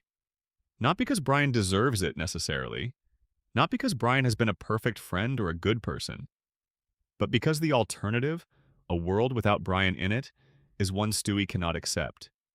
And that is the truest thing the show has ever said about what this friendship is. After Brian's return, the relationship settles back into its familiar rhythms. The bickering, the occasional cruelty, the quagmire confrontations, the adventures, the moments of genuine tenderness that surface when neither of them is watching. It is not a perfect friendship. It is not a rehabilitated friendship. It is just the friendship they have, with all its history and damage and real love. The kind that two very complicated people build over a very long time, out of all the broken pieces of what they were both supposed to be. There is one more Brian-Stewie episode worth dwelling on as we approach the end of this long account, and it is not one of the celebrated ones. Season 17, Episode 3, Pal Stewie, is a quieter, smaller episode than most of what we have discussed, and its modest scale is part of what makes it affecting. Stewie feels neglected by Brian. Nothing dramatic has happened. No great betrayal, just the ordinary experience of feeling like the person you count on most has been paying attention to other things. He attempts to make new friends as a way of managing the loneliness, and each new friendship fails in ways that illuminate the specific quality of what his friendship with Brian provides. No one else sees him the way Brian sees him. No one else is willing to take him seriously as a person on his own terms, accepting all the strange complexity that entails while also caring enough to show up. The episode ends, as most Brian-Stewie episodes do, with the friendship intact. But it ends with something more specific than that, with the explicit acknowledgement, spoken by Stewie himself, that Brian is not replaceable. Not because no other person could care about him, but because the specific relationship, the accumulated history, the specific texture of their knowing each other, the particular way they have learned to be in the world together, is something that was built over years and that cannot be reconstructed with someone new. That understanding, that certain relationships become irreplaceable not because they are perfect, but because they are old, is the most mature thing the show has ever articulated about what love in any form actually is. Section 12. The Final Reckoning. What all of this means. It is very late now, or very early, depending on where you are and what your relationship is, to sleep on the night when you decided to spend time with this particular set of stories. You have come a long way with these characters. From the beginning, through all the seasons, through betrayals, small and large, through moments of repair and moments of irreversible damage, through the full long arc of a show that started with more heart than it knew what to do with, and spent 20 years slowly figuring out how to get along without it. Let me slow down here in this final section and sit with some of what we have covered, because I think it deserves more than summary. I think it deserves the kind of attention you give something when you have been inside it for a long time and you are trying to understand, now that you are coming out of it, what you were actually inside. We spent a great deal of time tonight with Peter Griffin, and I want to say something about Peter that gets lost in the cataloging of his failures, which is that the early version of him, the man of season 1 and 2 and 3, the working-class father with the beer gut and the poor impulse control and the enormous, uncomplicated love for his family, was one of American animation's most sympathetic everyman figures. He worked because he was specific. He was not Homer Simpson. He was not Al Bundy. He was something slightly different, a man whose stupidity was not malicious, whose selfishness was not strategic, who messed up constantly and then felt genuinely bad about it and tried in his own inadequate ways to make it right. The loss of that Peter is not just the loss of a character. It is the loss of a specific kind of fictional permission, the permission to be foolish and still be loved, to be imperfect in large invisible ways and still be fundamentally decent. When Peter became cruel, that permission was rescinded. The message shifted from, "This is what lovable foolishness looks like," to, "This is what happens when foolishness is never held accountable." Both things are true of real people. The first version made for warmer television. The question of what we are supposed to do with 23 seasons of this show, with everything it got right and everything it got horribly, sometimes harmfully wrong, is one that fans of the show navigate with varying degrees of comfort. There are people who have watched every episode and emerged with a clear-eyed appreciation of the early seasons and a clear-eyed recognition of the show's later failures. There are people who stopped watching at some point and feel no particular regret about it. There are people who have watched the whole thing, including the worst of it, and found themselves oddly committed to a show they cannot fully defend, because something in them, some loyalty to a version of these characters that still lives in their memory from the years when the show was actually good, will not let them go. I count myself in the third category. The show did something to me, in the years when it was working, that I have not been able to undo. It made me care about a cartoon family in a fictional Rhode Island town. It made me root for a talking dog. It made me feel something real about a baby villain's relationship with his teddy bear. And that investment, built carefully across those early seasons and maintained, in specific episodes, through all the seasons that followed, is the reason we are still here, you and I, in this long, quiet night, going through all of it together. That is what good storytelling does, even when it is imperfect. Even when it is mixed with bad storytelling and lazy storytelling and occasionally embarrassing storytelling, it makes you care. And the caring, once established, is remarkably hard to undo. You can watch Peter do terrible things for 12 seasons and still, somewhere in the back of your mind, have the season 1 Peter available, the man who loved his wife and messed things up and meant well underneath all the mess. Both Peters exist simultaneously. Both Brians exist simultaneously. Both Stewies. Both Loises. All the versions of all the characters, the ones who were allowed to be good, and the ones who were pushed into being something worse, they all exist in the same space because memory does not distinguish between who a character was and who they became. It holds all of it at once. That is, in a strange way, the show's most human quality. The one that makes the betrayals matter. Because in real life, the person who hurt you and the person who once loved you are the same person. The version of your father who was thoughtless, and the version who held you when you were small. Both of those are real. The friend who let you down and the friend who was there for you at 3 in the morning. Both of those are real. We carry all the versions. We do not get to choose which ones stay and which ones go. And that is the experience that Family Guy, at its most honest, is actually about. The experience of loving people who are complicated, who fail you, who you fail in return, who keep being present anyway because they are your people and you are theirs, and there is no better alternative. Now, the show ran for 23 seasons and has been renewed for more. The numbers at their lowest are a fraction of the numbers at their highest, from 22 million viewers on premiere night down to around 723,000 by season 23. The audience has not abandoned the show entirely. It continues to stream, to accumulate new viewers through platforms like Hulu, to generate merchandise and licensing revenue that justifies its continued existence from a business perspective. The show is no longer primarily a television event. It is a library, a resource, something you return to for specific episodes, specific moments, specific character beats that still land the way they used to, rather than something you watch new episodes of with the investment you might have brought in 2005. That is not a small shift. It is the difference between a living relationship and a memorial one. When you watch old Family Guy episodes, you are not watching a show that is still fully alive in the same way it was. You are watching something preserved.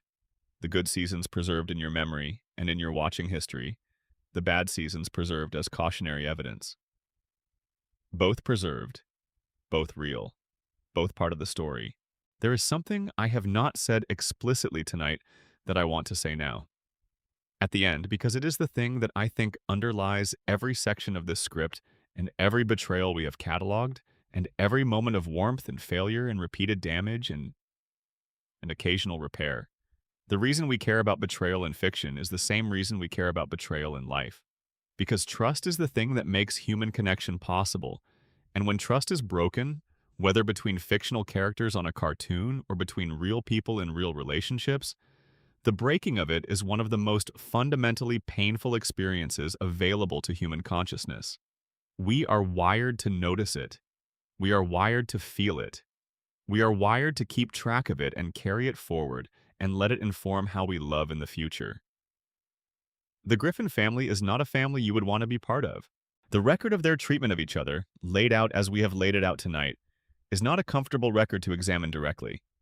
But within it, buried under the cruelty and the reset buttons and the years of diminishing quality and the network decisions and the creative fatigue, is something genuinely valuable. The evidence that even people who keep failing each other keep trying. That the Griffins, for all their dysfunction, have not given up on each other. That Peter and Lois, despite everything, are still in the same house. That Brian and Stewie, despite everything, are still in the same room. That Meg, after everything, is still a Griffin. That persistence, not the grand romantic kind, not the triumphant redemption narrative kind, but the quiet, unremarkable, daily kind of choosing to still be present, that is the truest thing the show has ever done. Not the Quagmire speech, not the vault, not Christmas Guy, just the ordinary, repeated fact of the family still being there the next morning. Still annoying each other, still somewhere underneath all the noise, still being each other's. I want to close tonight by asking a question that the show itself has never directly asked, but that the experience of watching it, or of revisiting it in the particular, slowed down, attentive way that this format invites, makes impossible to avoid. The question is, what is all of this for? What is the purpose of cataloging betrayal in a piece of fiction? What do we get from spending time with the hurt that fictional characters have done to each other? One answer is the obvious one. These stories are entertaining. The betrayals in Family Guy are, at their best, genuinely funny. The Quagmire speech is funny. The Vault episode is funny in ways that are entangled with being genuinely affecting. Even the terrible things that characters do to each other in this show are, when the writing is working, delivered with enough craft and timing that the laugh comes before the discomfort, and sometimes the discomfort is the laugh. But the more honest answer is that we return to these stories. And many of us do return over and over to this show that we have complicated feelings about, that we know is not as good as it was, that we sometimes feel we should have given up on years ago. Because the betrayals in them are recognizable.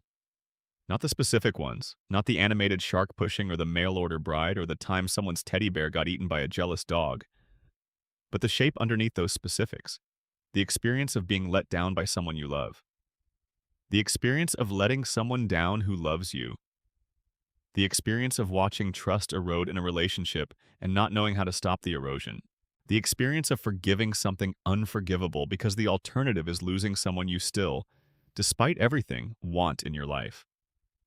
These are the real things in these cartoon stories.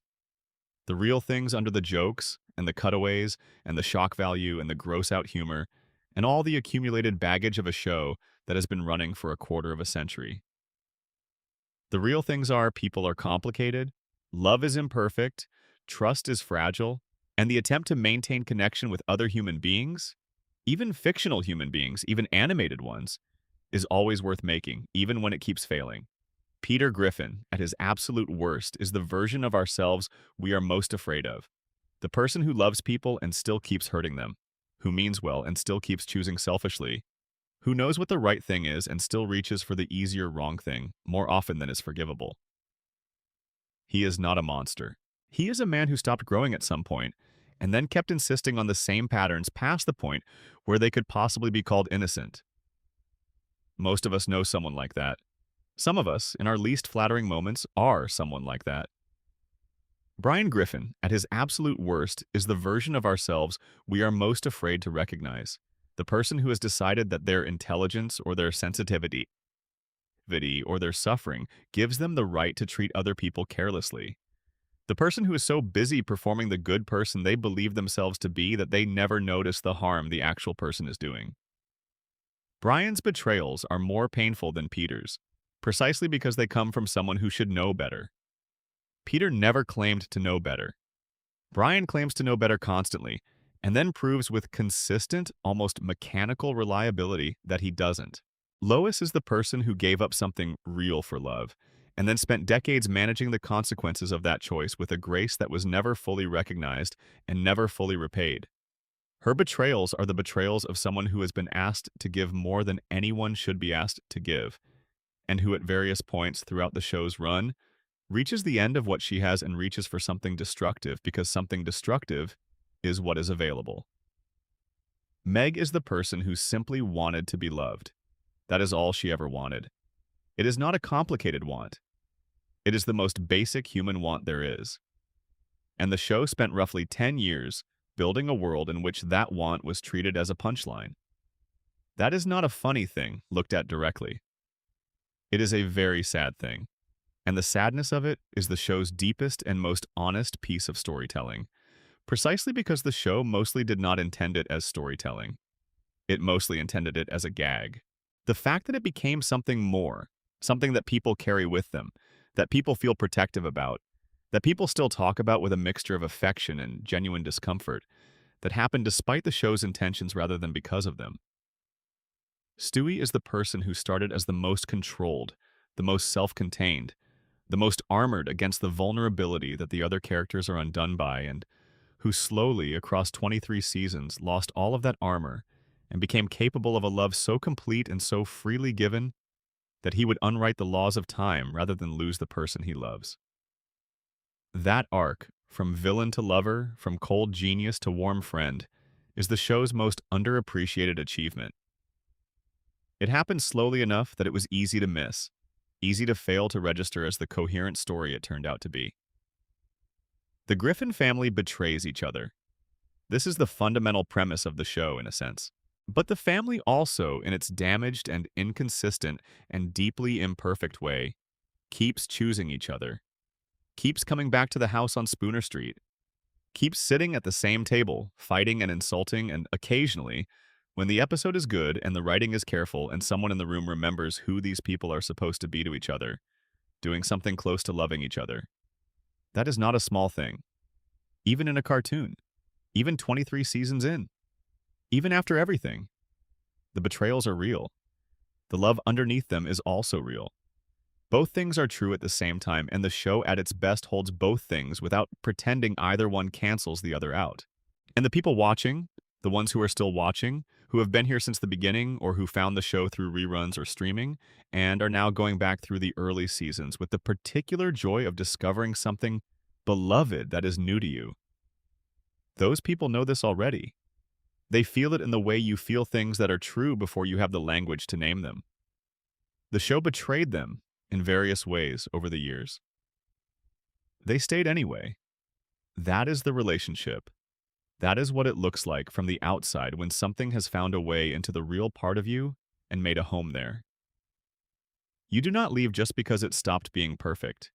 You stay because it was yours, and that does not go away just because the thing itself changed. You can fall asleep knowing that.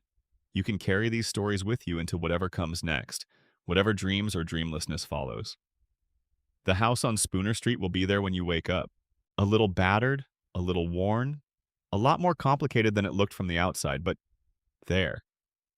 The Griffins are still a family, and for better or for worse, through everything, through all the betrayals and all the failed apologies and all the resets and all the moments that should have changed things and didn't, so are they. Good night. Sleep well wherever you are.